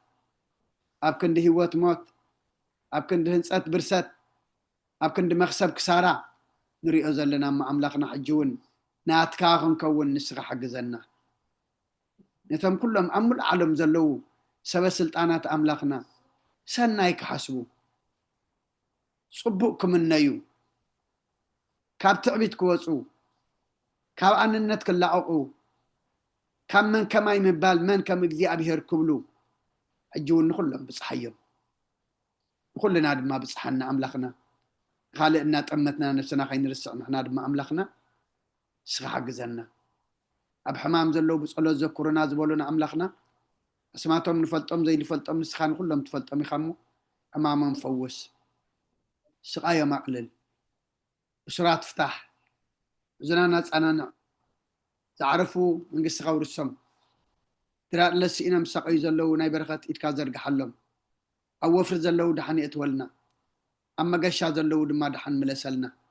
إذا ذهب كان عدما دما نصوم نصلوت نسحان نقربان سنة مقباركم بقعلو زال ألماوين كم مخانا تسفات نسائغم زلنا فليتنا نزخم في السما سخ حق زلنا ولدنا أيام كلهم دما أملاخنا بارخلنا نعاقا زقونو قبرلنا تمتمال سنبت كلهم زي تمرقوا أملاخنا نتم زودو سرحها سرحهم كتبلنا نتم تمرت زقو عزو زلو دما أب تمرتم عوت كتبلنا كل زقبرو وزفلت وزمحرو دما كبر خاز قلت كون دما أملاخنا نبخانا معقوة مالنا بناي دينا قد السرنقل مريم مالادنة بناي ملاقت ترادعنت بناي نبياتنا ورياتنا صادق أن سمايتات صلوتاي تفلينا سلام عليكنا أخانا مسكنك سلام دم حضرنا سماياتنا بربنا سمكا يقدس نقص خاتمتا بعد كان تعب سمايكم دم مدريكون علت مقبنا لما حبلنا احنا نزبدلنا بدلمكم تحدقنا لهم بدلنا انسانا دقلنا كفاد احنا نمبر فتناي تتونا من قسن حيلين كبر نزل علمنا تكاين امين وزت يا مريم بناي قدس جبريل ملاك سلام لك كلكم حلنا خدن قلي خبس غاخون دنقلي خي ادي جابير صوات قويتا سراوي سلام لك كلكم اسغي كاو انس برختي خي فركر سخوم برخيو وملئت تصقا جابير مساخيو وفستي دس يبلكي حتياتنا خسر يلنا نفت ودخ يسوع كريستوس من تانا محرت لمن لنا امين افتح ويسري زينا املاكنا مدان يسوع كريستوس كان سريات يدم ساسي ابسا ولدو لبركساتي برهان انتم اوي كانت اوي دياقونات وران سارغو صنات ببسمكم ونفتانا ونصانه كريستيان سكلوان سمات زيو مهارن كريستوس مال 10 تغلتين زيو مهارن كريستوس زيو مهارن كريستوس زيو مهارن كريستوس زيو مهارن كريستوس زيو مهارن كريستوس زيو مهارن كريستوس زيو مهارن كريستوس زيو مهارن كريستوس زيو مهارن كريستوس زيو مهارن كريستوس زيو مهارن كريستوس زيو مهارن كريستوس فمن بنت اجزيتنا مريم مهارن كريستوس مال 10 تغلتين بنت اجزيتنا مريم مهارن كريستوس بنت اجزيتنا مريم مهارن كريستوس بنت اجزيتنا مريم مهارن كريستوس بنت اجزيتنا مريم مهارن كريستوس بنت اجزيتنا مريم مهارن كريستوس بنت اجزيتنا مريم مهارن كريستوس بنت اجزيتنا مريم مهارن كريستوس بنت اجزيتنا مريم مهارن كريستوس بنت اجزيتنا مريم مهارن كريستوس بنت اجزيتنا مريم مهارن كريستوس بنت اجزيتنا مريم مهارن كريستوس بنت اجزيتنا مريم مهارن كريستوس بنت اجزيتنا مريم مهارن كريستوس ጸጋ ጎይታና ኢየሱስ ክርስቶስን ፍቅሪ እግዚአብሔር አቦን ሕብረት መንፈስ ቅዱስን ኣብ ልዕለይና ኣብ ልዕሊ ኩልኩምን ኣብ ልዕሊ ኣብ ዘለናዮ ቦታን ቅፅፍን ድርብን ኮይኑ ይውረድ ክብርን ምስጋናን ንኣምላኽ ኮይኑ ኩልኩም ዘመን ኣገልግሎትኩም ይባርኽ ብሩኽ ለይቲ ይግበረልና ድሓን ሕደሩ آمين أبوتاتنا قال هو تسمعنا ديكون ودك ما خنويه آمين